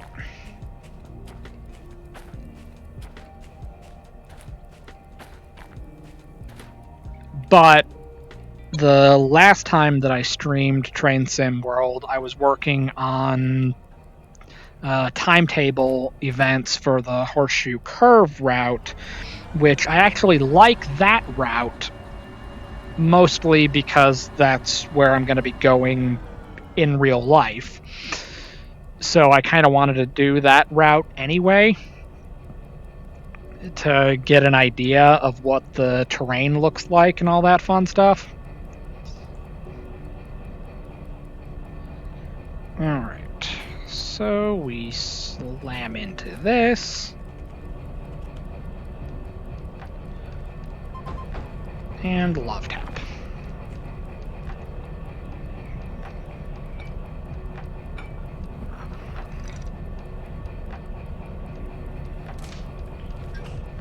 Alright, let's pull these out.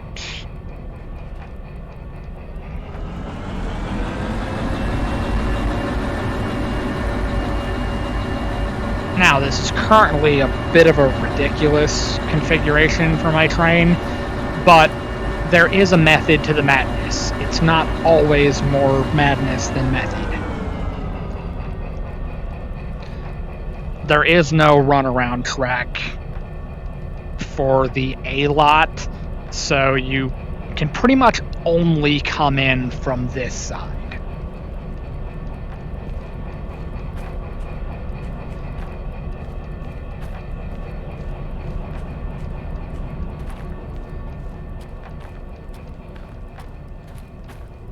The funny thing is, well, I made more money doing the loading job than on even one of these scrap metal jobs. But the thing about these is they're just heavy.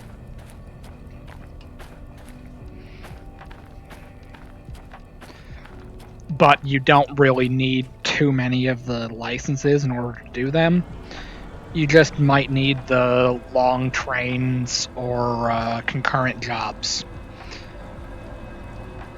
But other than that, that's like the extent of licensing you need for these types of jobs. So it's really easy to do this stuff starting out. It's just the thing is, some of them are a little heavy.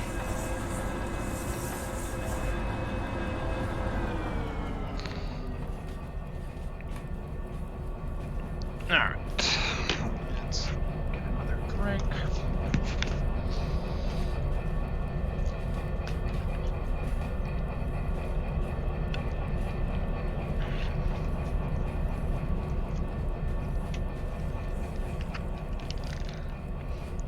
I do still really like this game. It's just I sometimes feel like I keep doing a lot of the same stuff over and over again. So it starts to seem like it's getting less exciting or less like fun. And if you get to the point where it starts to feel more like a job, then it becomes less enjoyable. And if you're not having fun while you're doing it, it means you're going to be more like monotone when you're talking. You're not going to seem very enthusiastic, and it's not going to be very fun to watch. So it's kind of like this weird, complicated balance where you have to be having fun yourself in order to make it a fun or compelling stream. And the way that I normally do that is by talking about things that I've seen and experienced in real life.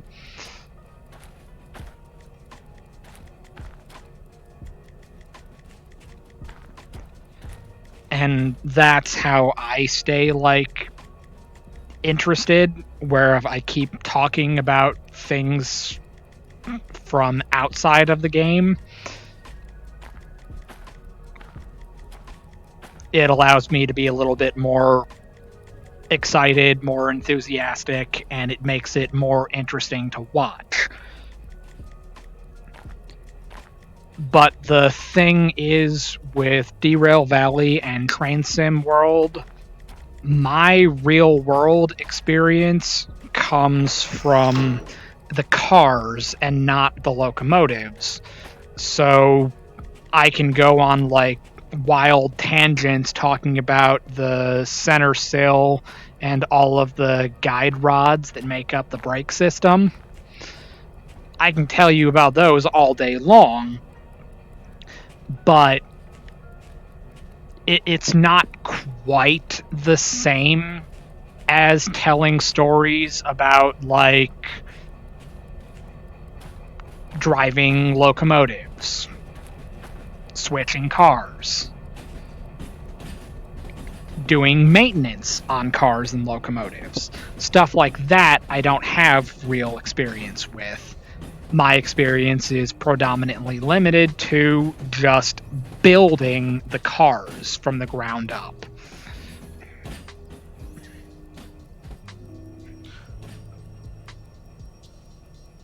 Alright.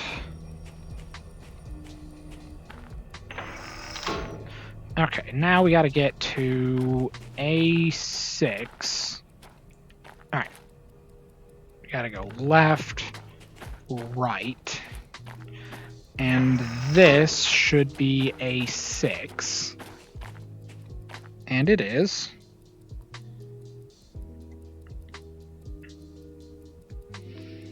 Gotta go forward. Throttle up. Kick off the independent.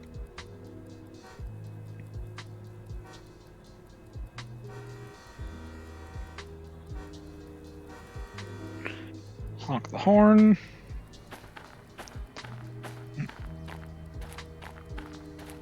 And we're on a steep, or not a steep hill, but it's pretty rough.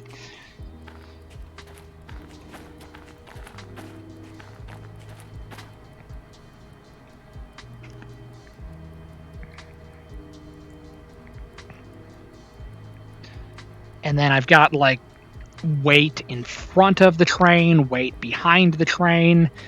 I've got a caboose in there. Basically, this whole thing is just crazy. And it looks ridiculous, but if it's stupid and it works, it's not stupid. Important rule to live by.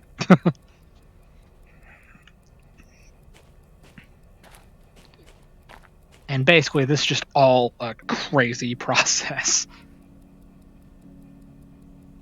That you don't even try to figure some of these things out unless you play it as apparently religiously as I have in the past. Oh, no, no, no, no, no. You need to go a lot faster.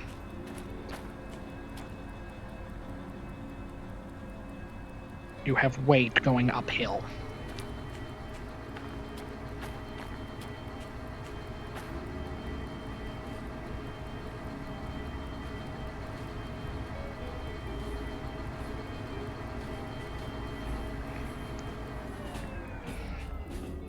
Alright, that should be good. I say should be, but there's a slim chance it might not be. As you can see, there are the locomotives. There's A6I.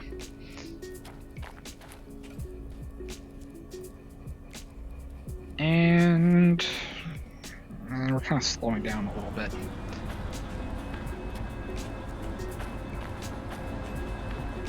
But the thing is, there are 8 cars with pipes and a caboose. So there is some weight still on that hill back there.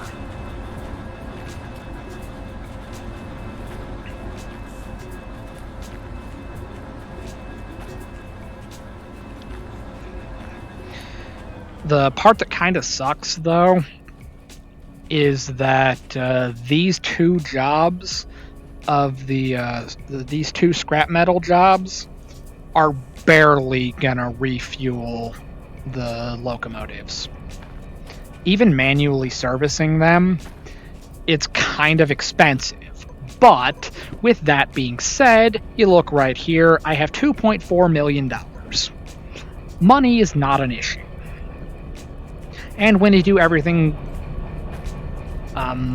insanely slow like I do, and about as careful as humanly possible, to where I'm pretty sure in real life even I would probably be being like cussed out by the yard master at this point. But it is what it is.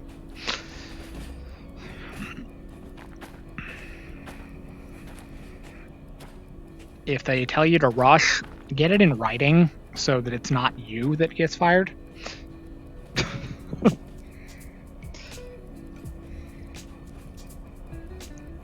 You kind of need some like seniority and some pull in order to make that work out.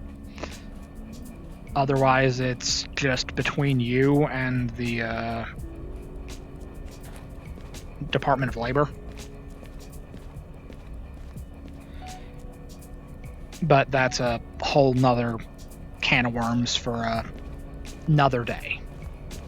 Honestly, that day's probably not going to come. Alright, let's set those up.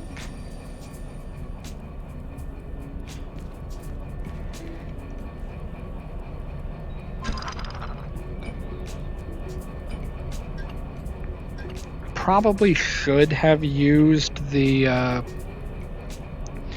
train brake more, but going that slow, I figured it wouldn't hurt too much.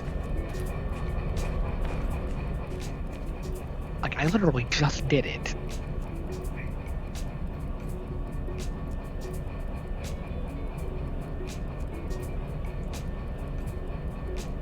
Oh yeah, absolutely. Like, I was previously a truck driver. I have a hazmat endorsement, so I'm allowed to move chemicals. If somebody doesn't have that endorsement, they're not allowed to move chemicals. So if somebody tells you to move a placarded trailer when you don't have the endorsement to even touch that trailer, you can actually go to jail for doing it. So make absolutely certain you get that in writing and absolutely refuse to do it. Tell them if they want it moved, they better go do it themselves.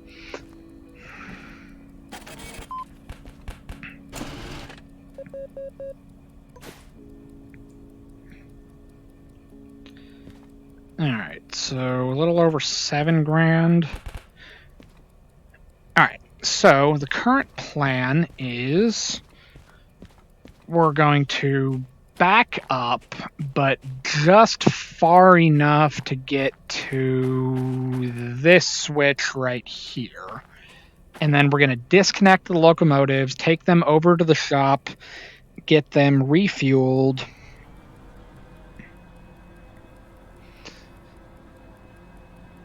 And then get all of this parked back on the main line, get separated from the pipes and the caboose, and then that's probably where I will end the stream for today. But let's get these things positioned first. We're not going to call it quits just yet. Might as well make sure I at least got everything in what I would call a hard status.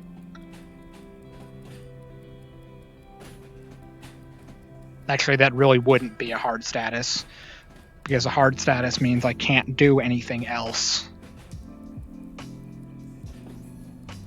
That's a totally unrelated conversation for another day.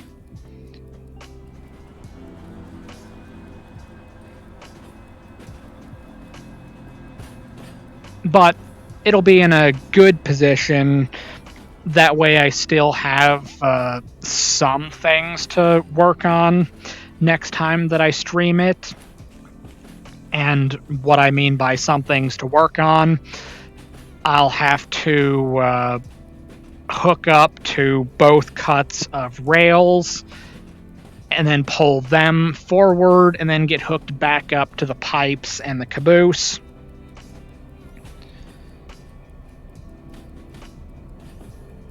And then I'll make my way to the harbor next time I stream Derail Valley. And then these will go to the D track. Those will go to whatever track they need to go to. I'll figure that out when I get the job booklets.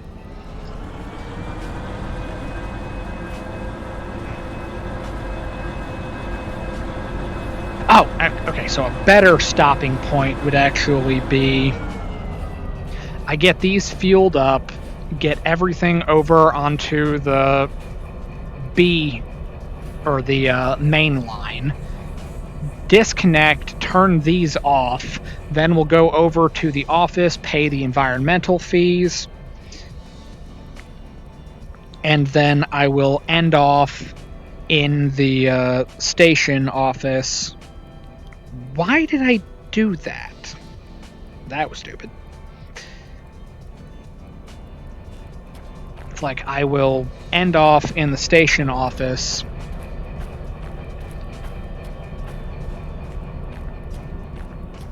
where I can either pick up the job booklets or just worry about it another day.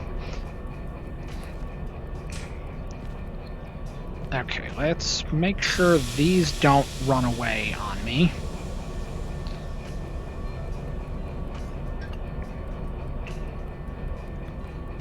Because I think part of this train is still on that hill.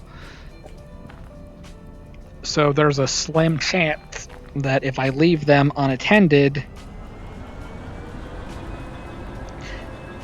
they may just roll down the hill. So we want to play it safe and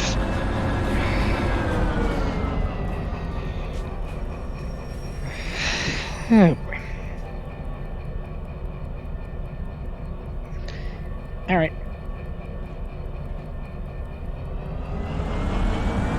It helps if you flip the switch.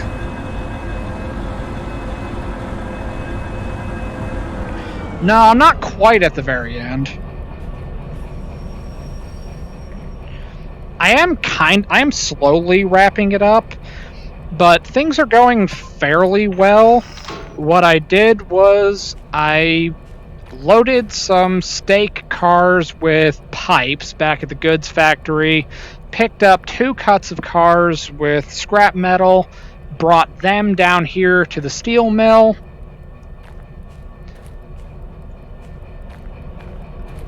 and now I am in the process of taking my 2 DE6s over to the maintenance shed where I'm going to get them refueled.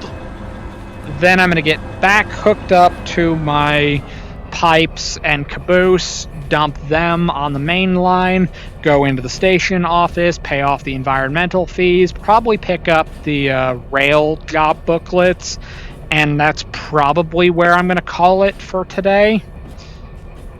Because now I'm over my 2-hour minimum. And according to the creator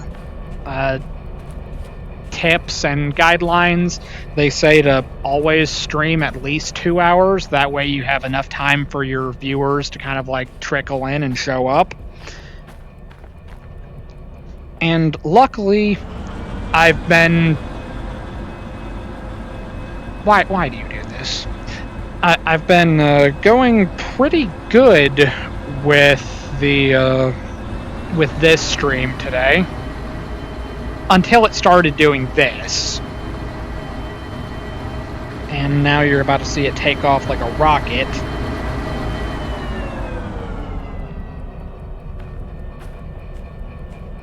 But even that being said, it does get tiring. Even though I play this sitting down in a desk chair, it starts to get like boring and tiring as you do it a lot longer.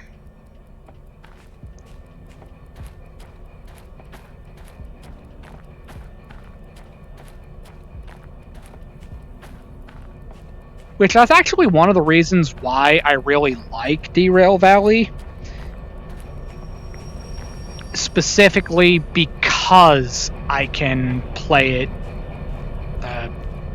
seated. It's not very like demanding. Like, I've never gotten motion sickness from this. But that could also be because I play everything extremely safe and carefully. I don't actually need to turn the breakers off because I'm just gonna turn it back on when I pull out of here. Alright. Yeah, we're already up to $7 grand.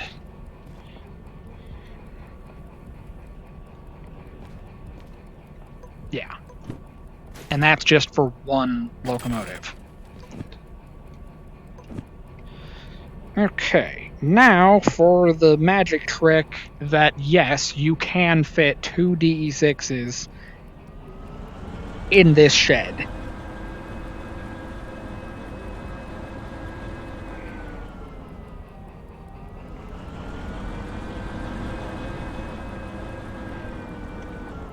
Oh god, it's freaking out. You wouldn't think you can, but you can. There it is. And you go over here. We haven't even hit the buffer yet.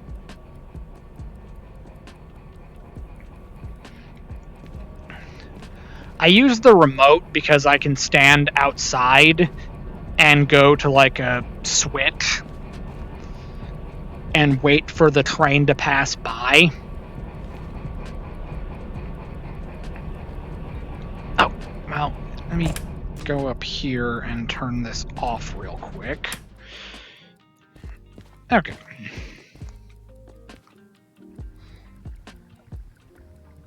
Basically, it just makes it more convenient.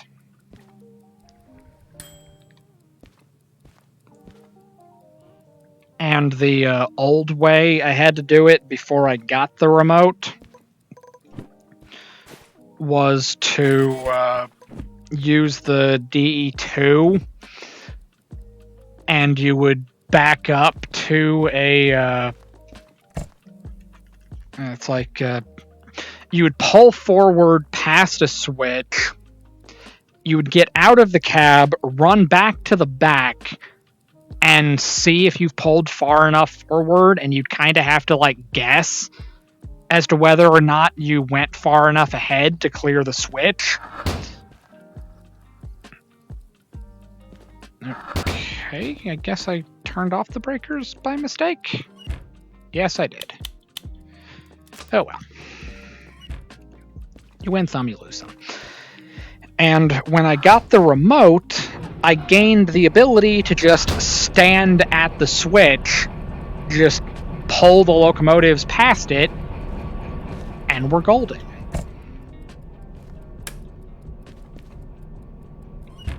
Alright.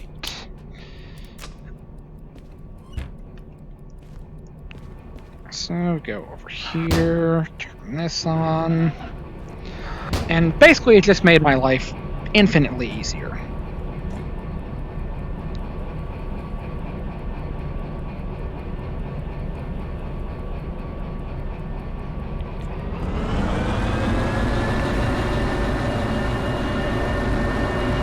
Alright, now for this specific thing,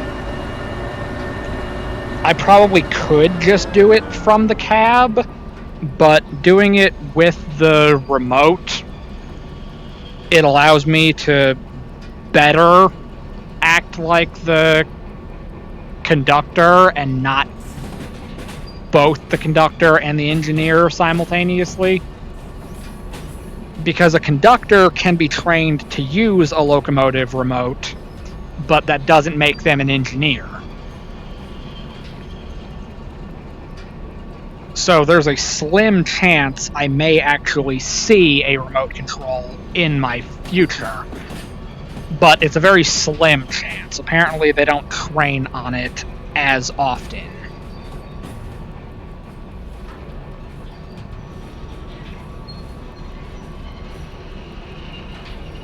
Alright, let's hop off on the engineer side.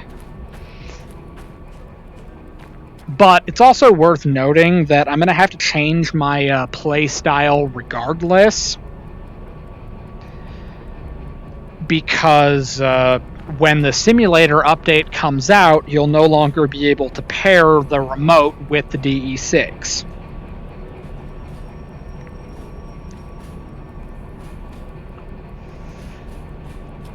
The remote will only be able to be connected to the DE2 and the DH4. Do you plan to become an engineer the moment you can, or would you rather stay as a conductor? Funny thing about that. When I originally decided I wanted to work for the railroad, because as I've told you in the past, I am a licensed truck driver, but I decided I wanted to change up fields and do something a little bit different.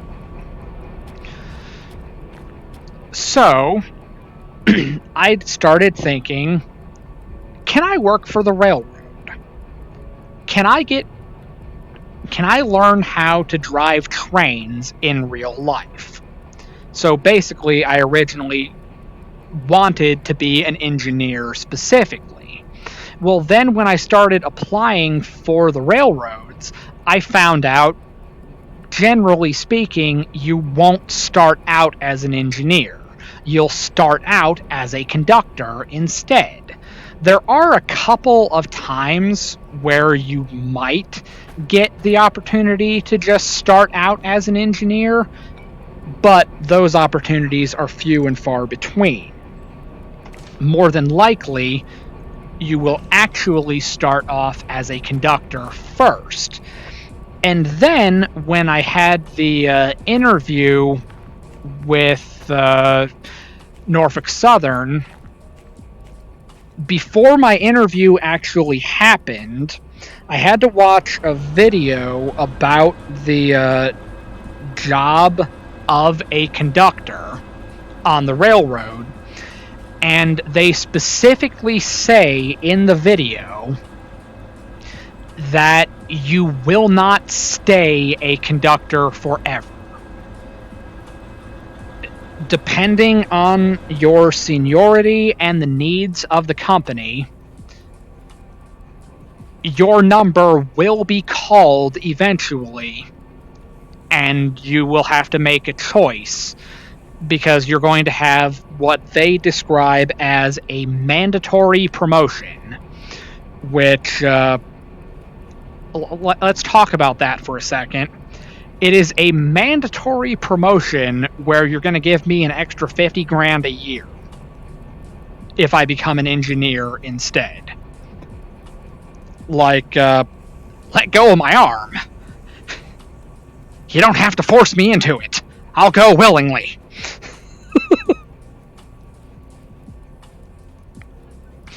So, to answer your question, so they can just say you're not a conductor anymore, pretty much. I asked the people that did my interview. I was like, in your video that I had to watch, they said you don't stay a conductor for long. So how long does somebody usually stay a conductor before they get the mandatory promotion to be an engineer? And the HR rep responded to my question by saying that it varies depending on what specific terminal you go to and what they need at the time. There have been cases in the past where they desperately need engineers, and you could finish conductor school, get to your terminal, and literally 24 hours later, they were like, hey, we actually need engineers more than we need conductors, so congratulations, you're going to engine school. Not even a day later, you're going back to Georgia. Or it could take 5 to 6 years for your seniority number to come up.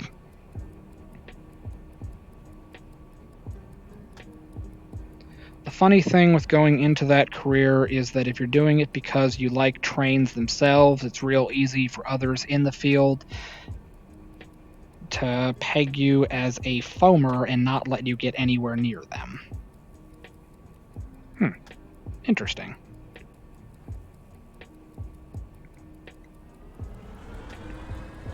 Why am I'm going downhill? Damn it.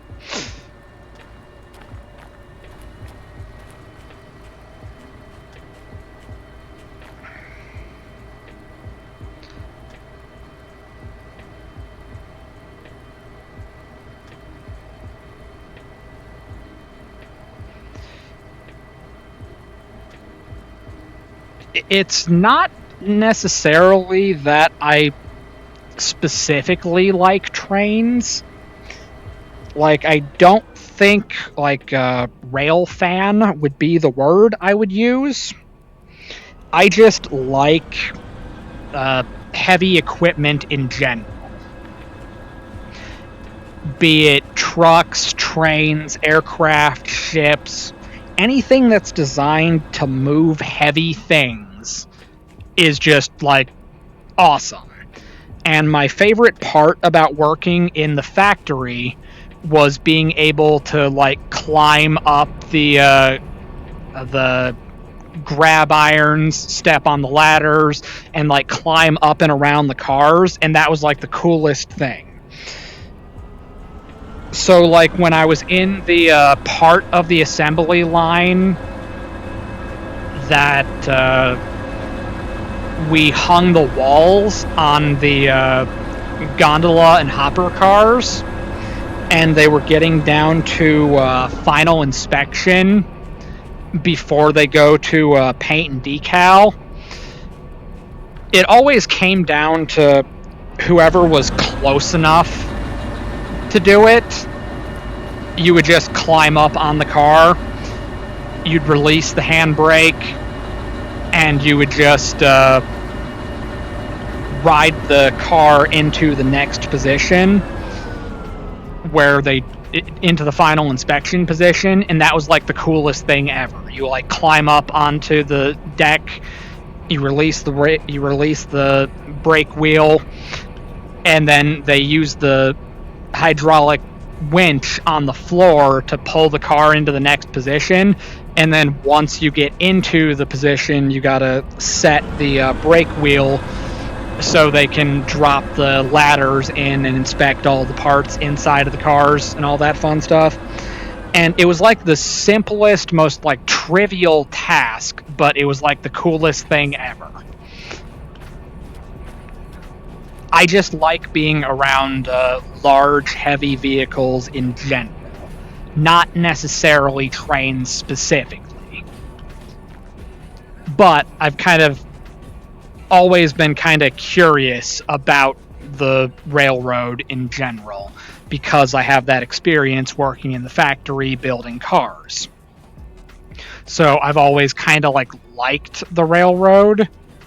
And then to bring it back into like now, a lot of people will be like, yeah, but like the hours are insane.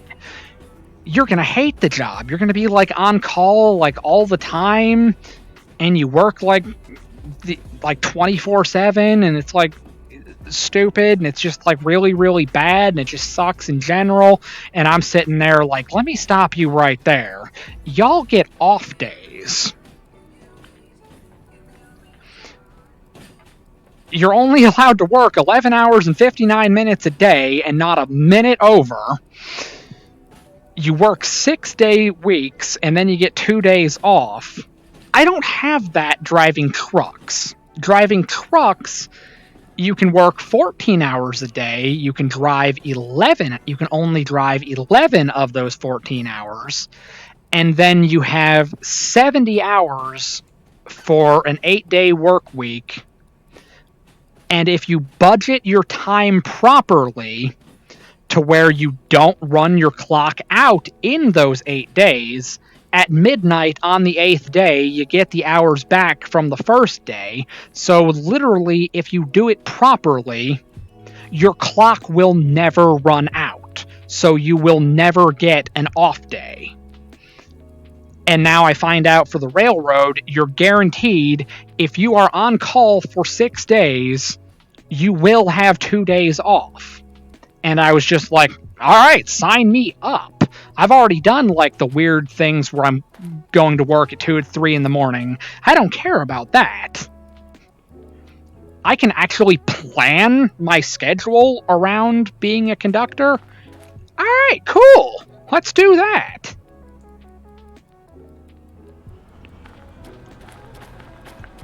All right, now let's pull forward a little bit.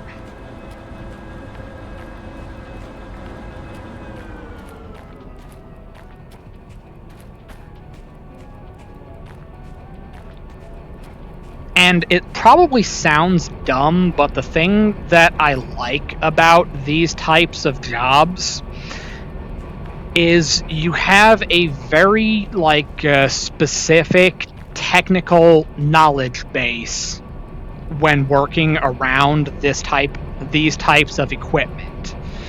Like, there are things I had to learn when I started driving trucks that I never would have thought I would have needed to know how to do those things. Like, I was never really like a mechanical type person. I didn't really work on cars, didn't really work on engines.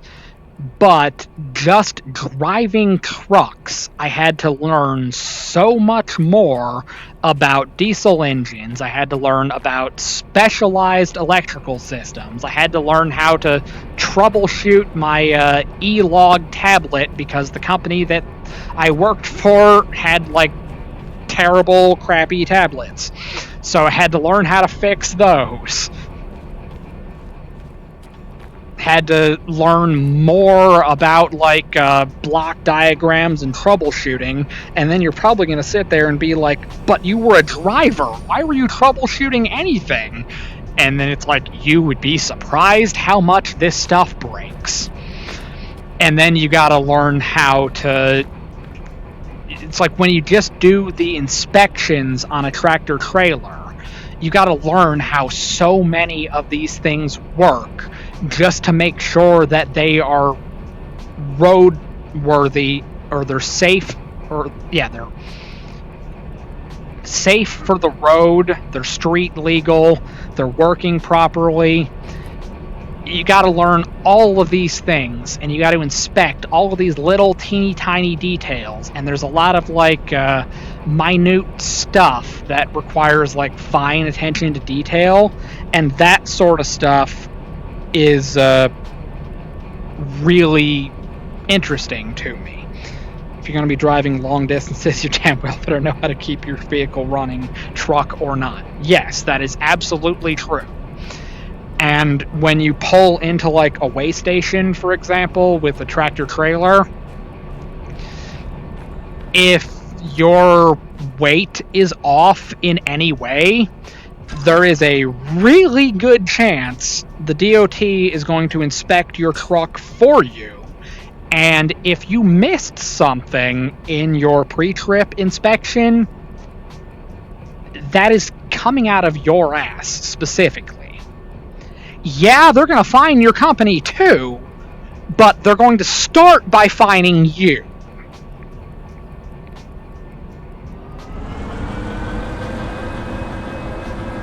And then when you find out that the railroads, they have inspections too. And there are way more systems on those locomotives than on any truck. But you don't just inspect the locomotive and sign off that it's operable and safe to go down the rails. You inspect these too. And you may have noticed in Derail Valley, we've got really small trains. In real life, we have really big trains. So there are a lot of things you have to check and make sure they are good before you even leave, before you even think about leaving. So all of that weird specialized technical knowledge that I have from driving trucks, it turns out I have those same things that are expected of people that are part of the train crew. And not only do they have the same things, they have more things. So those little details and that fine technical mechanical knowledge, because I found out that part of the job of the conductor is pretty much everything that's not done by the engineer. So the engineer is operating the locomotive, and they're using every system that relates specifically to making the train move. The conductor literally does everything else. So the maintenance that doesn't directly affect the engineer's job, the conductor's doing it. Hooking up to the cars, the conductor's doing it. So the guy that's actually like walking up and down the ballast with the radio, like hooking up the cars, that's like the coolest thing to me. Like, sign me up for that. I'm completely down for that.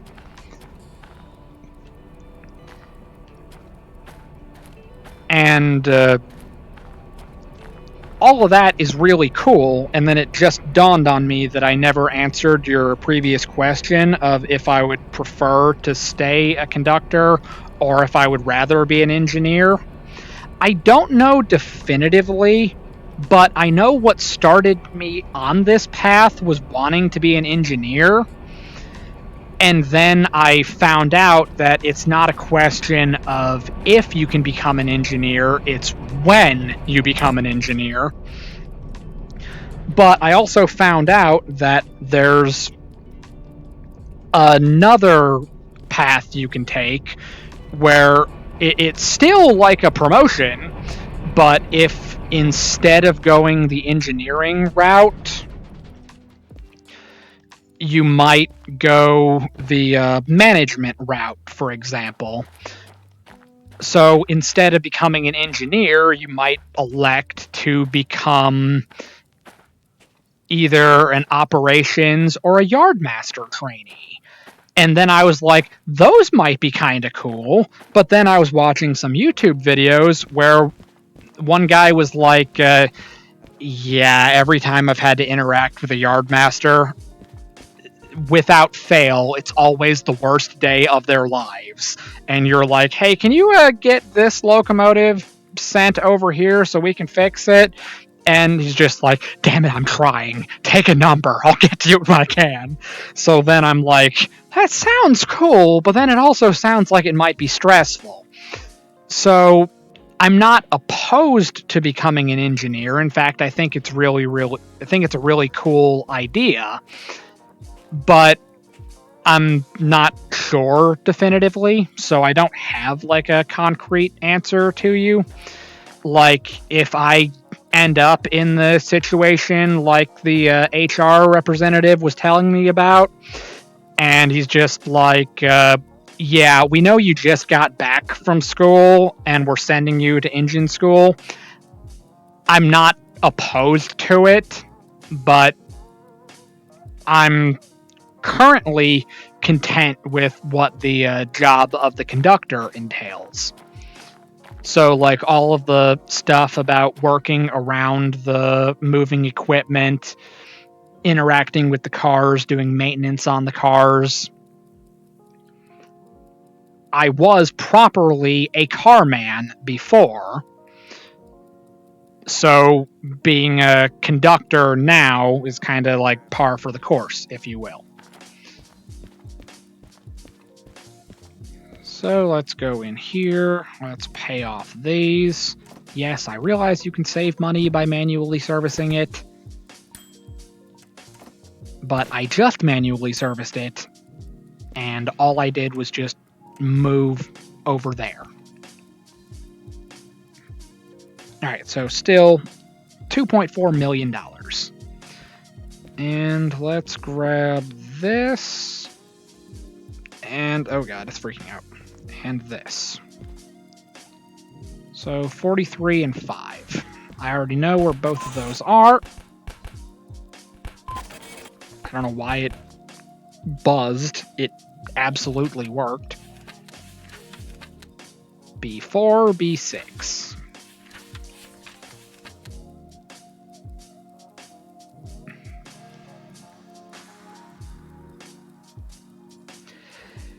Of course, they're going to completely different places.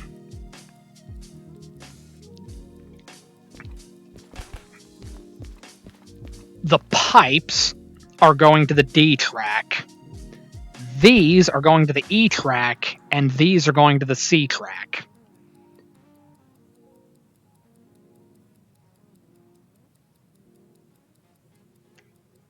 All right. Well, as I kind of... Actually, I need to get rid of some things first. And I need to try something. Since I'm here at the dumpster, let's go in here and let's start grabbing these things. Because maybe part of my problem is the fact that these aren't despawning.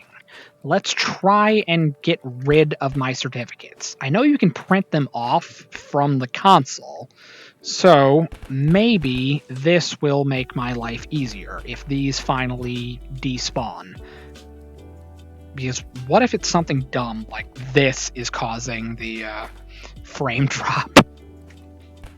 You always think it's the cars at the harbor that's doing it. No, it's been the Lost and Found office the whole time.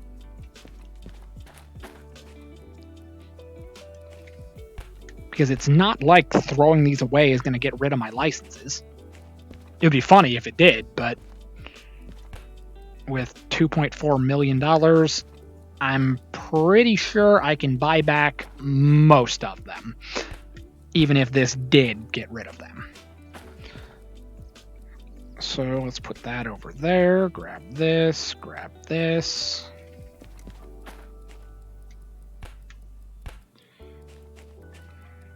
Because you actually have to delete your save in order to lose your progress.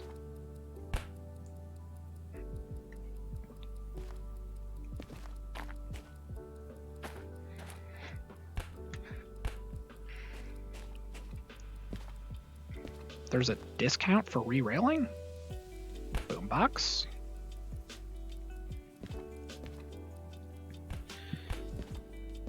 Yeah, you didn't miss a whole lot. I was basically just explaining that I forgot to answer your question. I went off on a wild tangent about why I want to be a conductor, but I never actually answered your question about whether or not I would want to be an engineer instead of a conductor. And then I came to the realization that I don't really have an answer to your question. If they sent me to engine school, it would be cool, and I think that job would be fun. If they don't, being a conductor sounds cool too. And then there's the possibility that what if I get up there in seniority and I decide instead of going the engine route, what if I go the management route? And what if I want to become like a yard master? That might be cool.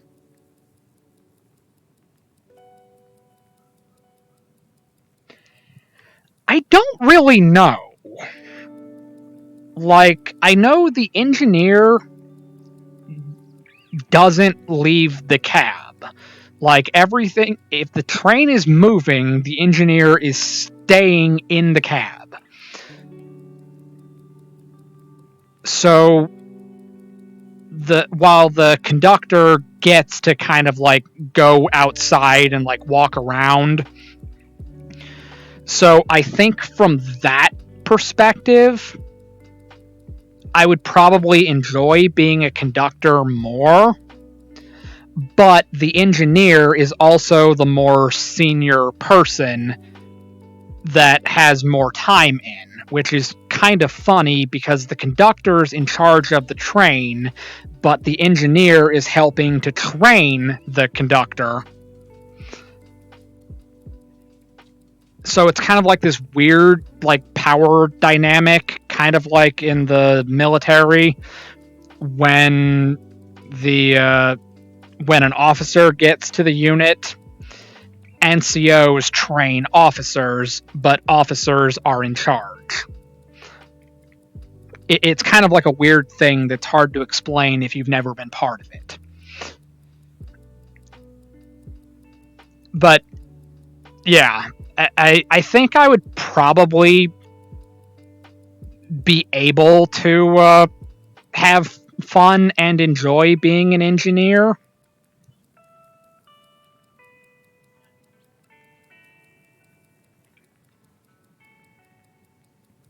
Yeah.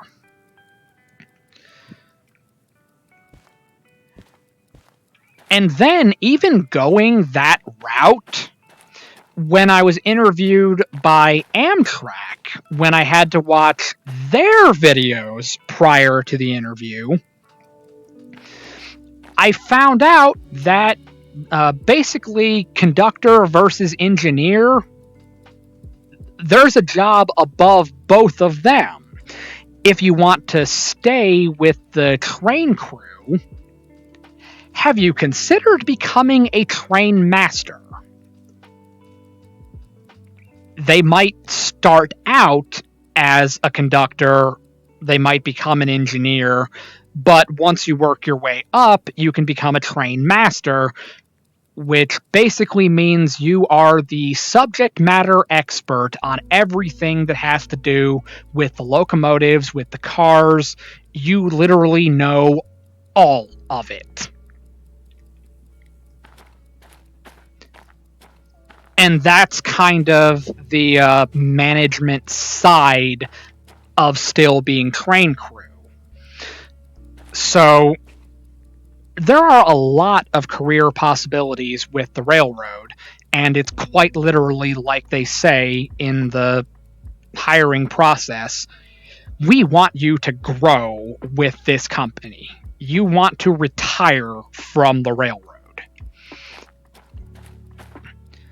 But you kind of have to take that with a bit of a grain of salt, because the transportation industry in general is very rough. This is not for everyone. Not everyone can do these types of things. Not everyone is cut out for the hours, for the schedule, for the manual labor part of it. Not everybody is cut out to do this. Not everyone can drive a truck. Not everyone can run a train. But if you're fine with all of those things, then it probably will be a very rewarding career. But you have to do some kind of soul searching to find out if you are okay with all of those things. And then there's also that other thing that you would not know about if you've never been around transportation in general. You don't realize just how dangerous these jobs are. You don't realize that there is a very distinct possibility you may see some very bad things in your time with these jobs. Like, they tell us in school for my CDL that the most dangerous place for a truck driver is on the side of the road. So the company policy with the company that I worked for was, if you have to get out of the truck for any reason on a road, make absolutely certain you are wearing something reflective and high vis, so you minimize the chances of getting hit. Until you get into that industry, you don't realize you can die doing this job. And you can die through no fault of your own. Just wrong place, wrong time. And now you're dead. Well, the same thing can happen with railroads. Why do they say you have to keep 10 feet away from all equipment? Why do you have to look both ways before crossing tracks? Why do we have to religiously use the horns, whistles, bells? Why do we have all of those signaling devices? Because there is a good chance if you are not keeping your head on a swivel, you will get run the fuck over. But that's not even like the worst thing. Like, there was a bad thing going on over like decades where the railroads in general had problems retaining engineers and conductors. Not because the job is bad, but because when you're driving a train, that is a lot of weight that takes a long time to stop. Even if you flip the switch, put the brakes into emergency, dump the pipe completely, you're talking like potentially miles to come to a complete stop. And why would I bring that up specifically? Because if a vehicle, like a car, a truck, something is stopped on the tracks, you are going to throw the train into emergency to try your absolute hardest to stop, but more than likely you will not be able to. So even though it isn't your fault, it will be really hard on you mentally and emotionally if someone else died at your hand and there was nothing you could have done to stop it.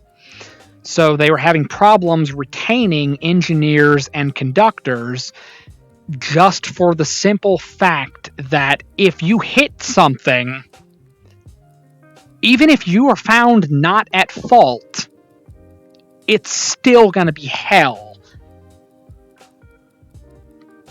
on your conscience. And after you do something like that, you probably don't want to do it anymore. So there are like really dark parts of working in transportation that people outside of it don't realize. And oh yeah, it is going to be a mess.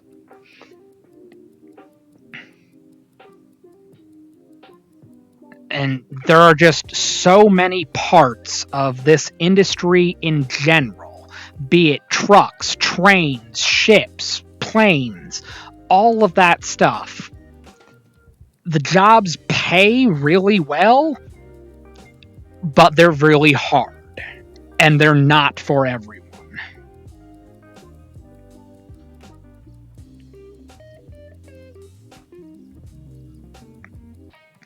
And then specifically with what you were saying, Sean, about the hitting a truck on our crossing, there is a reason that I learned how to drive trucks on manuals. My first real experience with a stick shift motor vehicle was trucks. Wasn't too good at driving a 5-speed car, but I learned how to drive stick with trucks. When you're in school learning how to drive a manual tractor,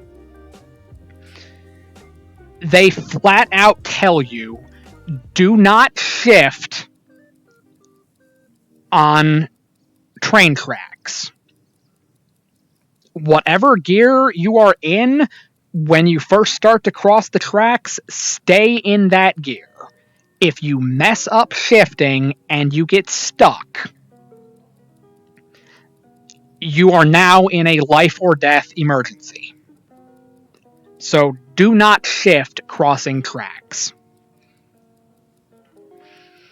And then with me specifically being a hazmat driver specifically, even if there are lights and crossbars that block the railroad crossing if a train is coming, if you have a placarded load, absolutely come to a complete stop at least 15 to 75 feet away from the crossing for every railroad crossing. because if you get stuck on the tracks and you get hit carrying hazmat, now you're going to have a really bad day. And a lot more than just you are going to die. So, yeah, if you don't know anything at all about the transportation industry, no matter what thing or what type of or what part of the industry you're working in, there are a lot of things you're going to want to know before you submit your application. But yeah, I've probably been ranting long enough. I'm going up on 3 hours now. So I'm getting to the... but also... Oh, yeah.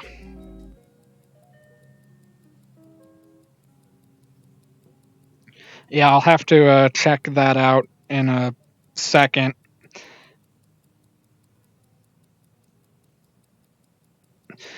Alright, but yeah, I've been talking and ranting for a very long time now. So to kind of like wrap up what I have successfully accomplished in this stream,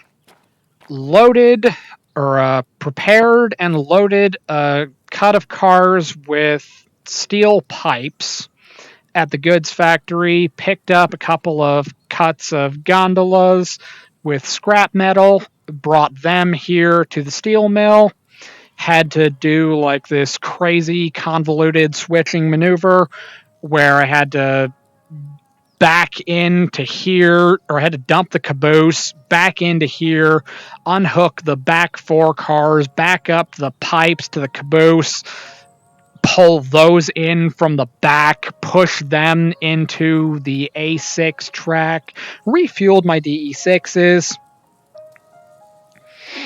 and then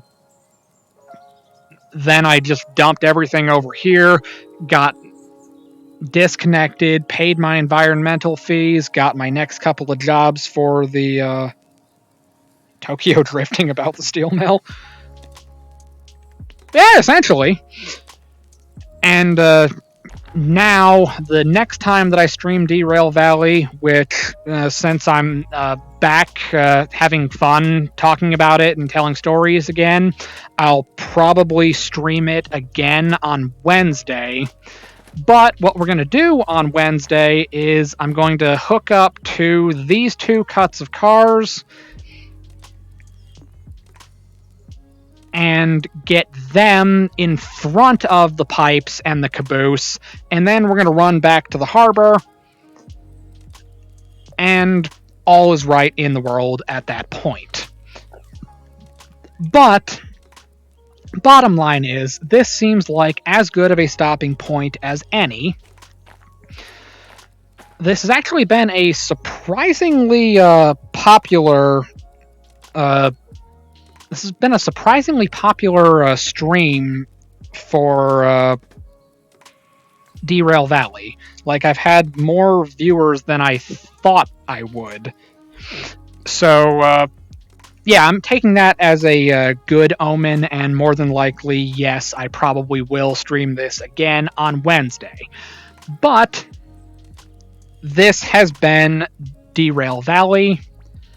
Thank you all for watching. Hopefully, you have a nice day. Let's get off of the tracks real quick, and then I can close the